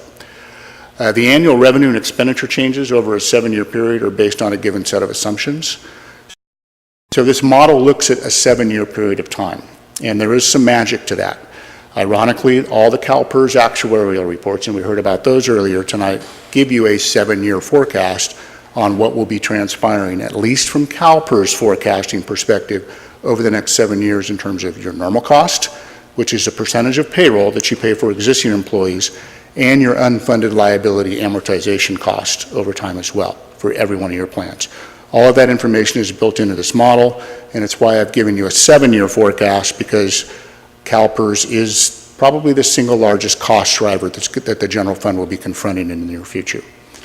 And again, on that second bullet there, significant cost drivers are demanding an increased share of discretionary revenues. You have your CalPERS costs, and then capital and outlay contributions also, given the deferred maintenance for the city, and then given just the necessary ongoing maintenance that's required from a capital perspective to be built into the general fund. That's your baseline. Looking at some key definitions, and you'll hear these definitions as I'm talking tonight. I just wanted to mention them up front. So when we talk about things like fund balance, so fund balance is the measurement of available financial resources, and is essentially the difference between the city's assets and the liabilities in the general fund. So you have all your assets, cash, you have accounts receivable, and then you have your liabilities, accounts payable and other payables, and then you have your fund balance. That fund balance is essentially the focus of this forecast over the next 7 years on what happens to fund balance over time. Okay, so we'll be talking about fund balance when we get into the results of the model. Reserves are merely a component of fund balance. So reserves, and we'll talk about a reserve policy that can be considered by your council at some point in time in the future, are the component of fund balance that you've specifically set aside for a certain purpose. And you'll see tonight that specific layers of reserves that you can actually implement in this city, consistent with what's called GASB, which stands for the Governmental Accounting Standards Board, statement number 54, where every city should have a fund balance policy consistent with GASB 54, and then in its financial statements that are prepared and ultimately audited every year, you'll see a delineation of what those reserves look like consistent with GASB 54. So I'll show you that as well. Cash flow. Cash flow is cash flow. It's funds required to assure fiscal sustainability of necessary local operations. Cash flow is very necessary. You have to have the ability to pay your bill. And unfortunately, cash flow has to come from fund balance, which includes reserves. Cash flow is used to make sure that your city can sustain its operations, given the fact that many revenues are cyclical. Property tax only comes in 3 times per year, and for many cities, that property tax is the single largest revenue source that comes into the general fund. So when property taxes are paid, you have to wait essentially 7 months before you ever receive your first receipt of property tax revenues. Your fiscal year starts in July, but you don't receive those property tax revenues that are paid with that first installment in December by the public until January. And then you receive the other 2 payments later in the year. So essentially, you're operating the first 7 months on money that you have in the bank, which is that fund balance and reserves. Similarly, there are many expenditures that are due up front at the start of the fiscal year. Many times insurance payments for workers' comp and general liability are due all up front. They want all their money now as opposed to paying over time. You have to have the ability to pay that. So cash flow is very significant here, and this model looks at that and wants to make sure that you do have adequate cash flow to pay your bills on an ongoing basis. And then surplus is just the excess of actual revenues earned over actual expenditures incurred for a given budget period. We'll be looking at that tonight. And you'll notice in your results that you have a few years with surplus, and we'll talk about that. The opposite of surplus, obviously, is deficit, and I'll focus on that over the next couple of years as well, as you'll see that in the results. So development of the baseline financial forecast, we looked at the fiscal 18-19 adopted budget. And then what I did was I worked with staff very closely, and I went in and removed all of the one-time things that are actually built into the 18-19 budget, because they're not assumed to be recurring. Okay, for purposes of forecasting in the future, you want exactly what it takes in a given year on an ongoing basis to remove all those one-time revenues and expenditures. So those are all removed for future years. And then what you might want to do is, with this model into the future, and right now we're right around the mid-year time, is really update this model on a consistent basis with expectations that you have at mid-year, given the first 6 months of experience that have transpired for the fiscal year. Many times, and I've updated a couple of these models already at mid-year, and things change. You know, your property taxes come in a little bit higher than what you originally anticipated when you put the model together, or expenditures might be a little bit lower. You might have some vacancy savings. Things change. So this model is only as good as the day it's developed. Has to be updated on a frequent basis, at least twice a year. The development of the baseline forecast also assumes full staffing as authorized in your 18-19 budget. So this budget, or this model, actually looked at your budget and took the staffing that was authorized, and then assumed that because many positions were vacant, that those positions at some point in time during the fiscal year would be filled. More importantly, once you get to 1920 and beyond, it assumes those positions are fully filled all the way through the model. Okay, that adds to the conservancy of the model, where it's assuming that all of your staff that's required in your budget to provide a defined level of service for a baseline perspective, they're all filled moving forward. And then impacts to the future fiscal activity are based on an array of known or conservative assumptions for all years in the model. We looked at revenues and expenditures, and there are triggers in the model where you can actually go into every year, and for all the major revenue types like property tax, sales tax, your cannabis revenue to the extent you start receiving that for Measure F, all of those types of taxes and other fees, development fees, are actually estimated in the model. So for purposes of property tax and sales tax, I only put about 1.5% to 2.5%. I kept it conservative. Last thing we want to do is develop a model, especially a forecast like this, that is overly aggressive in its assumption that you're going to earn big property tax numbers or sales tax numbers. So we stayed conservative on that side. Likewise, on the expenditure side, for personnel costs, which are the vast majority of all the costs in the general fund, about 66%, I assumed only those contracts that have been negotiated, which at this point in time, there are no negotiated increases for the future. So all those are zeros moving forward, okay? That's to provide what your baseline is today. However, having said that, I have built in increases for other costs, supplies, materials, contracts, 1.5% to 2% as well. So I've also built in on the cost side a conservancy where it's recognized that costs will likely increase into the future. And you can change these numbers to whatever percentage you want or to actual numbers as well. The model is very dynamic that way, and it's real quick to be able to do that. So again, the impacts to the future fiscal analysis are based on that array of known or conservative assumptions for all years in the model. Looking at the future years model, and I talked about those one-time impacts that actually are excluded in the model. So for the revenue impacts, development-related revenues are held static for all years in model. So whatever your development-related revenues were budgeted for fiscal 18-19, I assume that that's going to be the level moving into the future. No magic to that, no science to that. Those are at times volatile revenues, where if there's a downturn in the economy, obviously you want to lower that number moving forward. But they are held static. There are some Public Safety Department Homeland Security grants that have been removed on the revenue side. It's not assumed that those grants will be received from year to year. And then reimbursements related to the fire strike team deployments, as well as the overtime associated with those reimbursements for which it's being incurred, for which it's reimbursed for, have been removed from the model, and that's on the expenditure side. Expenditure impacts, the general fund capital allocation for street maintenance, which is in the 18-19 budget of $220,000, has been removed after fiscal 18-19. Currently vacant positions are assumed filled. I did mention that after 18-19. The PERS unfunded liability amortization costs are treated as fixed costs, and they're taken right from the actuary reports. So whatever those actuary reports that were mentioned earlier are saying your PERS costs are estimated to be over the next 7 years, that's built directly into the model. And then again, those strike team costs for overtime are also removed. So you can see there's a lot of dynamics that are going into creating the baseline and exactly where the city will end up. Second. Yep.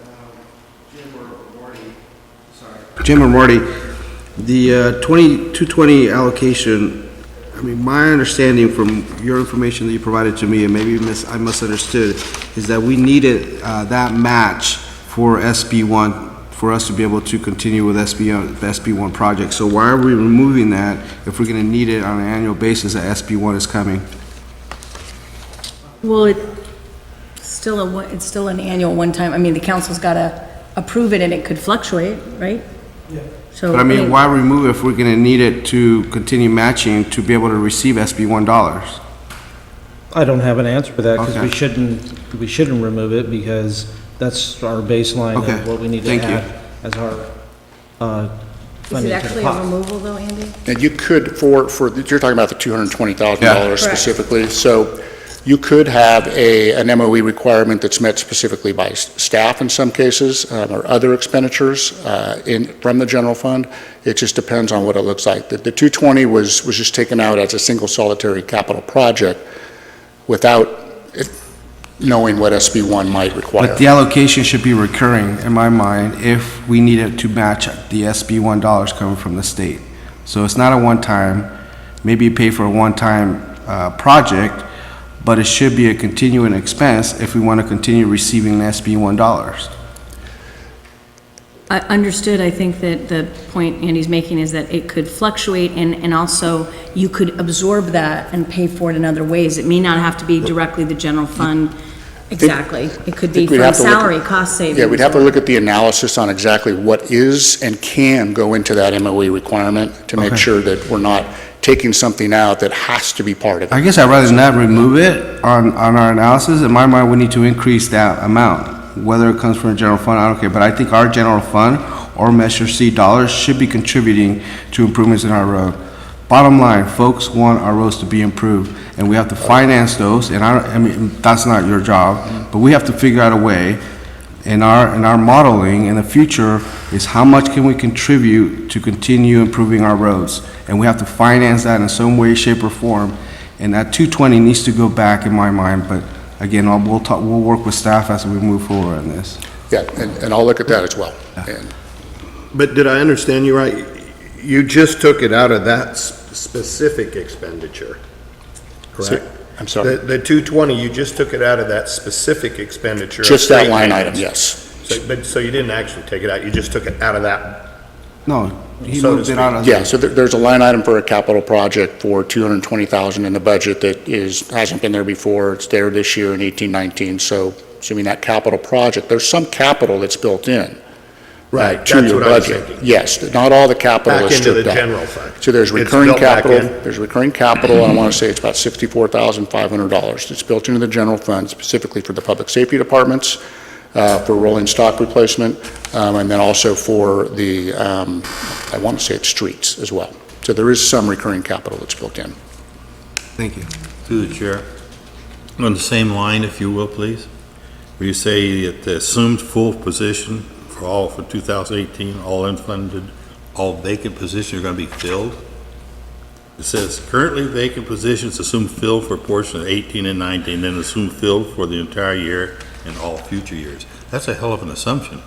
Yeah, current vacant That's a positions conservative. are assumed filled for 18-19 at some point in time. So there are some positions that were vacant, but in working with staff, we determined, okay, let's just fund this for 3 months, fund it for 6 months through 18-19. Okay, so not the whole year for certain positions is filled. However, starting in 1920, it's assumed that they're all filled moving forward. Well, I know it's on the budget, it says authorized, but it doesn't say filled or not. I don't know how you got that number. Yeah, it's whatever was in the budget. I didn't. It says authorized. The authorized, that's right. So you're dealing with It's authorized, whatever was not built into the actually budget filled. and assumed filled. I don't know that you had frozen positions.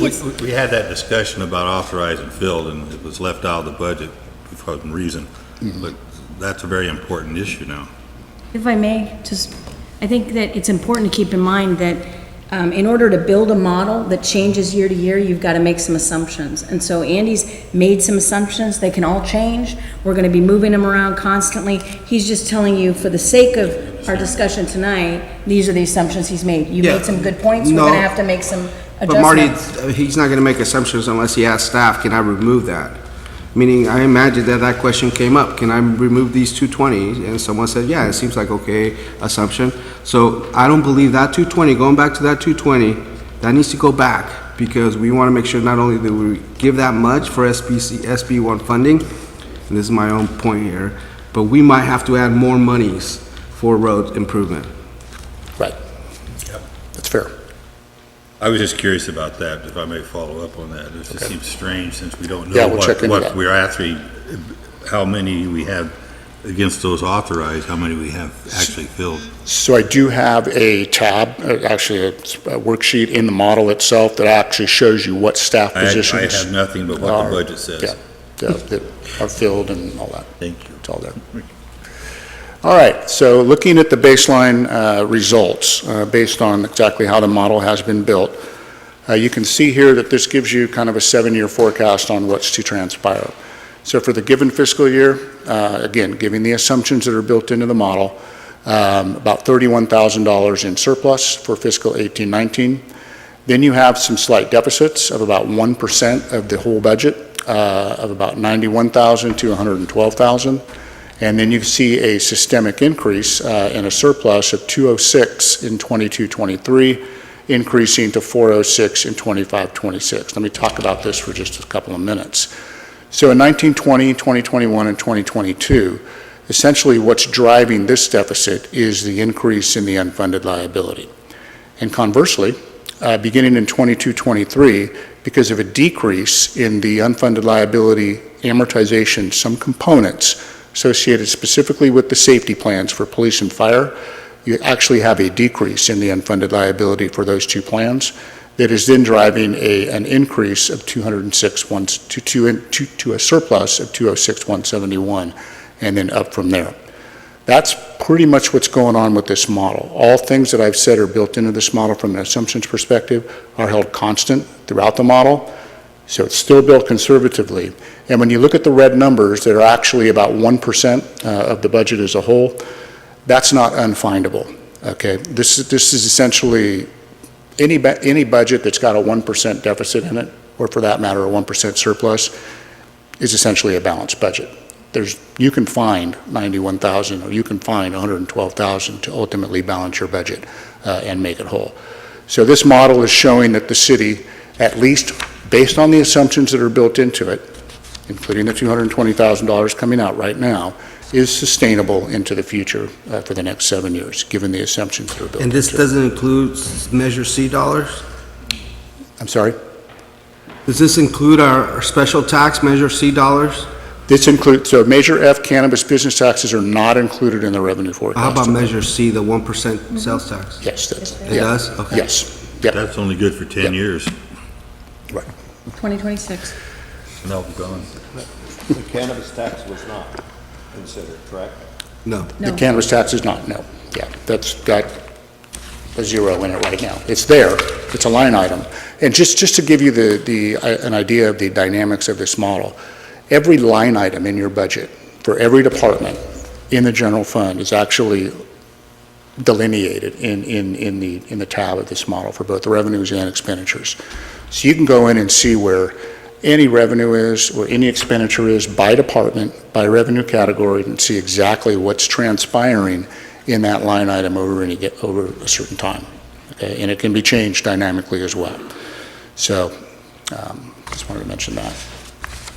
This is just a graphical representation of the surplus or deficit. So you can see revenues are in the blue, expenditures are in the orange, and then what happens over time. You have a deficit of about 91,000 in 1920 that grows to 112,000, and then you have surpluses that result after that because of that drop in PERS costs. This is your PERS costs. Okay, so this is what your PERS costs are slated to look like, given the actuarial reports, where the numbers are just taken right from those actuarial reports over the next 7 years. The blue portion of the bar represents normal cost. So what normal cost is the percentage of payroll that you're paying for each of your employees pursuant to the pension plan that they're in. Safety employees typically pay a higher percentage, or the employer pays typically a higher percentage of payroll for safety employees than it does for miscellaneous people. But this is for active employees. And you can see what PERS has tried to do is keep that cost constant over time. The PERS normal costs for both the safety and the miscellaneous plans, both classic and PEPRA plans, all 7 of them, really doesn't change from year to year too much, even on an actuarial basis and on a forecast basis by PERS. What changes, however, is that orange portion of the bar, which is the fixed unfunded liability cost. This is a one-time cost for each year that is the amortized component of the unfunded liability that was spoken to earlier. That is basically, that orange bar is the aggregate of all 7 plans and what the city will be paying towards the unfunded liability as forecasted by CalPERS over the next 7 years.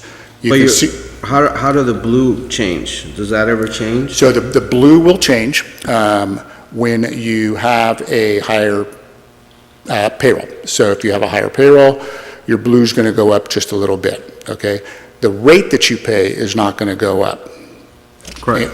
And the unfunded liability won't be adversely impacted, okay, by a change in the blue amount, that is given raises, providing raises to employees to the extent it does not exceed 3% per year. This whole model and what CalPERS uses when they do their actuarial assumptions is they use a 3% payroll growth factor for every year. So every year in all their actuarial reports assumes that everybody's payroll, statewide, everywhere, is going up 3%. So and keep in mind that these numbers are all based on long-term projections. So a 1 year 5% or a 1 year 0% is not going to have a huge change from year to year in the model, in what PERS is going to charge you for rates. That's good to know the growth factor. That's good to know that they're... Yeah, it's 3%. Is built into that. Through the chair. Yeah. This PERS escalation, starting out at 1.48 and going up to 1.5 extra, is that considering one of the 3 opportunities we have with our PERS issues that we talked about previously? So what was talked about, so what this is, and you can look at the PERS actuary report, and if I come back and give you a presentation on the model, I'll actually include this as one of the slides and I'll show you. In every PERS actuary report, there's a page, and I think it's page 22 in most reports, okay, that actually has a list of all of the components of the unfunded liability, okay, for each plan. Each component is treated in and of itself for every year. So every year there's a gain or a loss, it's amortized into the unfunded liability. And if you look at some of the plans that you have, especially the classic plans that have been around for a long time, there may be 20 components to the unfunded liability. Some are adding to the unfunded liability, and some are taking away from it, depending on if it's a gain or a loss. If it's a change in assumptions, which PERS does every 3 or 4 years, where PERS is coming back and saying, oh, people are living longer, or they're retiring with higher pensions, oh, there's lots of things going on with employees. Well, that's not at the control of PERS. They have to go back and really review that, and when they do that, they add to the unfunded liability. But the thing that's impacting that orange bar the most is what also was talked about earlier, and that's PERS investment return. PERS assumes that it's going to earn 7.25% every year, year after year after year, and it's coming down to 7%, and it will be next year, okay? They have to earn that. If they don't earn that, that orange bar grows over time. It's just plain and simple. Well, I guess what I was referring to is the COP. We're talking one of the three opportunities that were discussed earlier. Yeah, so with that question, the opportunity would exist. We'd have to look at each component. If you want to just do a portion of issue debt for a portion of the unfunded liability, it may be advantageous. And you'd have to go in and really look at all the components of the unfunded liability to see if it's going to be more cost-effective to pay some off and maybe not others, okay? That drop from 1.6 million to 1.4 million, there is something that goes down in both the safety plans. And I want to think that it was a change in assumptions that occurred a long time ago that is now almost fully amortized out. Okay, so that it just drops off. So that's why you see that drop. So does it make sense to maybe leave that on the books because it's almost paid off, pay everything else off? I mean, all that is subject to the analysis, ultimately when your council does want to seek out whether or not it makes sense to issue pension obligation bonds. What Marty said before on this baseline, this is based on the 18-19 budget, and we haven't even done anything with the PERS yet, so that, once that happens, whatever it might be, those numbers at the top will change. Right. For the baseline, is that correct? They're going to grow. So Yeah. this is as it is now. It's as of right now. Thank you. Yep. So when the PERS actuarial reports only come out once a year, they come out in July or August. Here we go.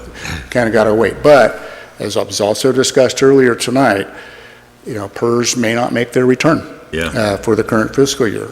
PERS is changing their assumption on how they amortize future gains and losses and changes in assumptions from 30 years to 20 years. Well, when you squeeze an amortization period, when you refinance your 30-year loan into a 15-year loan, well, that causes your payment to go up. Yeah. You save money in the end because you're not paying as much interest, but your immediate term payment goes up. Those are some of the things that are coming down the pipe. And then the lowering of the discount rate. Is it going to be lowered again? I'm hearing speculation that it may. Each of these things impacts that orange bar. Gotcha. Okay, some model results and some observations. Again, we have slight near-term deficits due to the increasing CalPERS UAL amortization costs. And then you have systemic surpluses projected beginning in 22-23 due to lower CalPERS amortization costs related to safety. CalPERS employer costs increased from about 1.25 million in 18-19 to 1.55 million, and this is just that PERS chart that I showed you, in 25-26. The UAL component represents about 900,000 to 1.2 million, okay? And again, that's not related to existing employees. That's just the cost that they've indicated will be there. Personnel costs make up the majority of the base expenditures, 66 to 69%, and this is not unlike any other city, county, or any other jurisdiction that in the general fund. So you're right on par there. And then recurring capital outlay, and this is where that number, 66,500, is built into the forecast for parks maintenance, fire, and police. So that recurring capital outlay is built in there, okay, on an ongoing basis. Okay, so what does all this mean in terms of fund balance? I mentioned earlier that you actually have a fund balance in your general fund. Right now, it's an unassigned fund balance, and for purposes of fund balance, we're just going to focus on that unassigned component. So if you've got proceeds from debt that haven't been spent that are restricted for a certain purpose, they're not included in this analysis. This is just the unassigned fund balance in the general fund. By the end of 18-19, assuming you earn that $31,000 in surplus, your general fund balance will be about $3.1 million. You see that coming down to $2.8 million in 21-22, and that's because those deficits, those red numbers that will ensue because of those deficits for each one of those years will bring it down to 2.8, and then you see it growing to about 3.9 million in the last year of the model in fiscal 25-26. So you've got prudent reserves. Those numbers that you see there. But sir, when you said that, it's not really a reserve because it hasn't been assigned to a reserve. I'm sorry? It's not really a reserve because it hasn't been assigned to a reserve. Right now, it's just... They're not assigned to debt. It's fund balance right now. Thank you. It's all fund balance right now, okay? But reserves are a component of fund balance. Okay? It goes back to that definition of what a reserve is. And is a necessary thing to have on the books for that cash flow purpose as well. Got to have that there. If you tie everything up into a reserve, put it in a separate bank account, do something different with it, you may be limiting your ability to pay bills. Correct. Okay?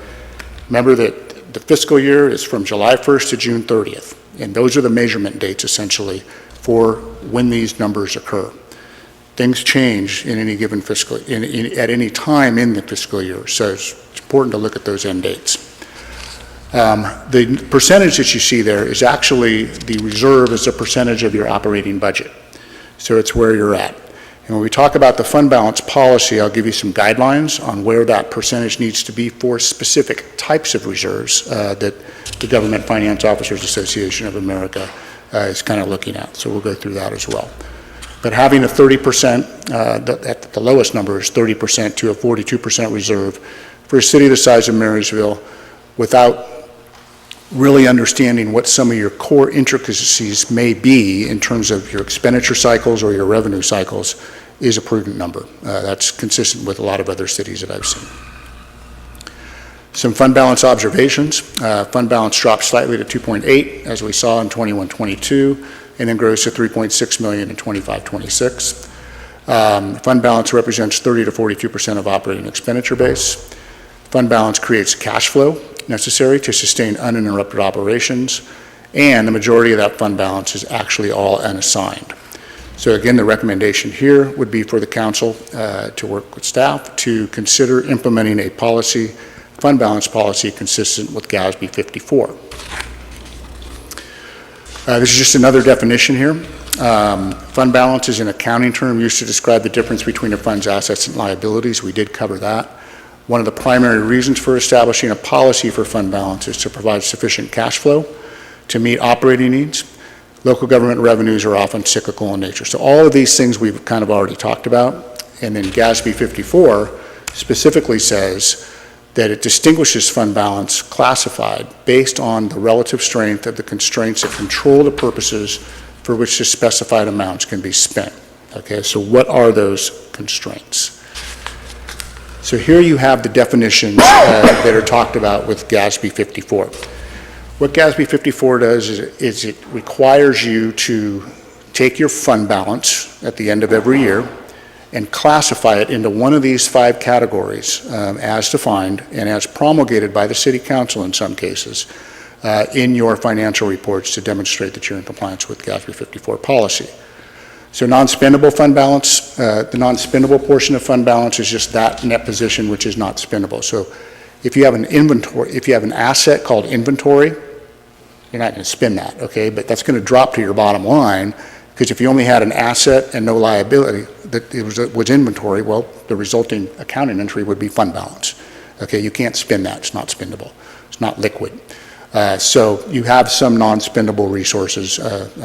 Not very much at all. Restricted is net position that can only be spent for a specified purpose. So these are things like if you have grant revenue that you've received in a fund, if you have things that are legally restricted like your gas tax money or your transportation type money, those can only be spent for a specific reason. That makes them restricted. You can't use those for discretionary revenues to pay for public safety or to pay for administrative costs. You have to use them for those purposes. So now you have a restricted component to your fund balance. Committed is where your city council comes in. So committed means it's net position that can only be used for purposes specified by the city council. Okay, a formal action is typically required to be used. These are things like committed for economic uncertainty, where you have an economic uncertainty set aside to really help you get through a recession. So that if you have a recession and you know that it's going to be a prolonged recession for 2 or 3 years, then you have money set aside to help you mitigate the impacts to operations that otherwise might occur if you had to cut staff right away because you did not have an economic contingency reserve, okay? This is what saves cities from having to make drastic measures, make drastic cuts and take drastic measures in a recessive economy. So that economic contingency is important. You also may want to consider a committed reserve for capital, where you're actually committing money for future capital purposes. These are the sorts of things that your city council can commit for. When you do commit the money, typically what's in each GASB 54 policy is that it takes maybe a supermajority of the council to actually remove that money from that committed reserve and actually appropriate it for future purposes. Nonetheless, sometimes that doesn't happen. Nonetheless, it does require council action of some sort to actually move that money out of that committed reserve. Assigned is just net position that's intended for a specific purpose, like an ongoing thing, continuing appropriations, then when you're moving money from one year to the next for capital purposes, those sorts of things.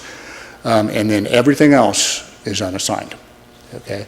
Right now, all of the fund balance that we're talking about in this model is in that unassigned category.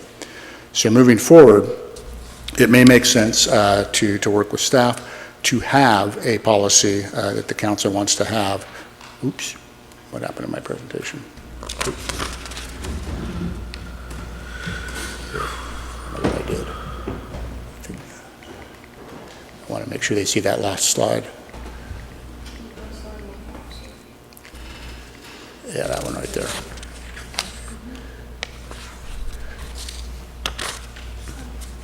So this is the last slide. And all this shows you is, once you get it open.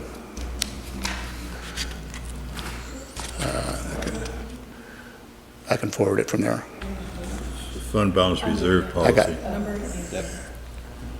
Here we go. I got it. Okay. So the recommendation is to consider a fund balance or a reserve policy consistent with GASB 54, providing guidelines for the classification of fund balance related but not limited to things like economic contingency. We talked about that.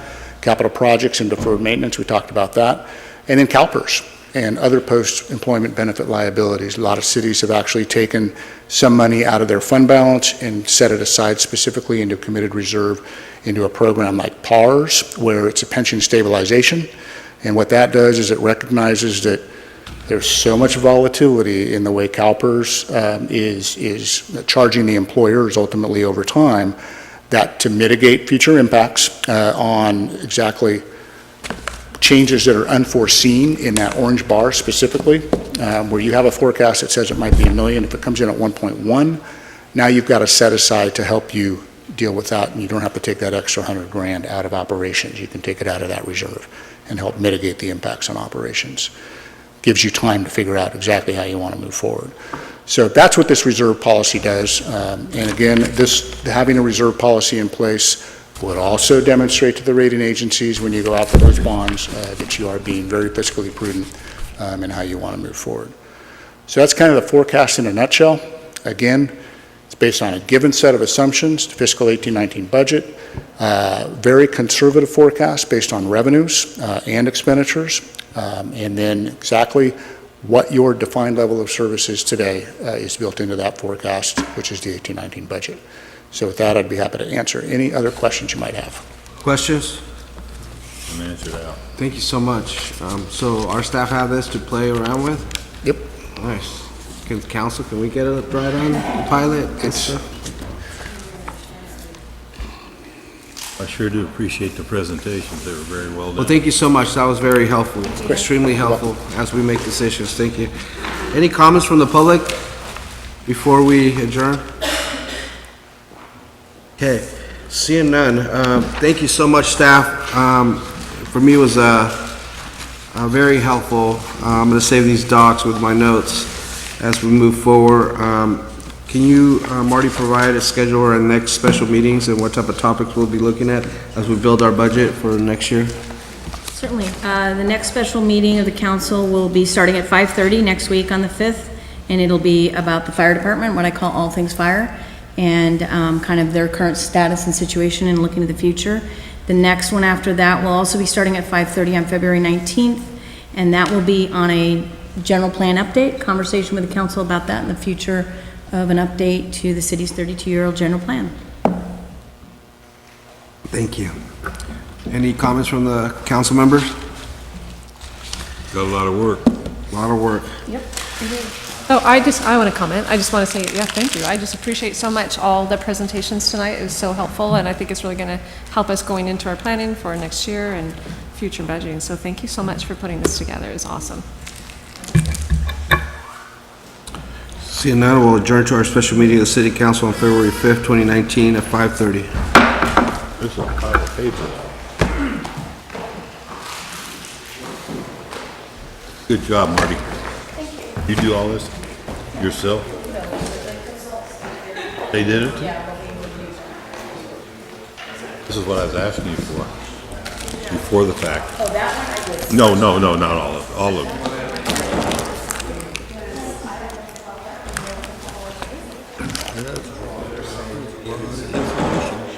See, we'd have had those so we could kind of study them before we came.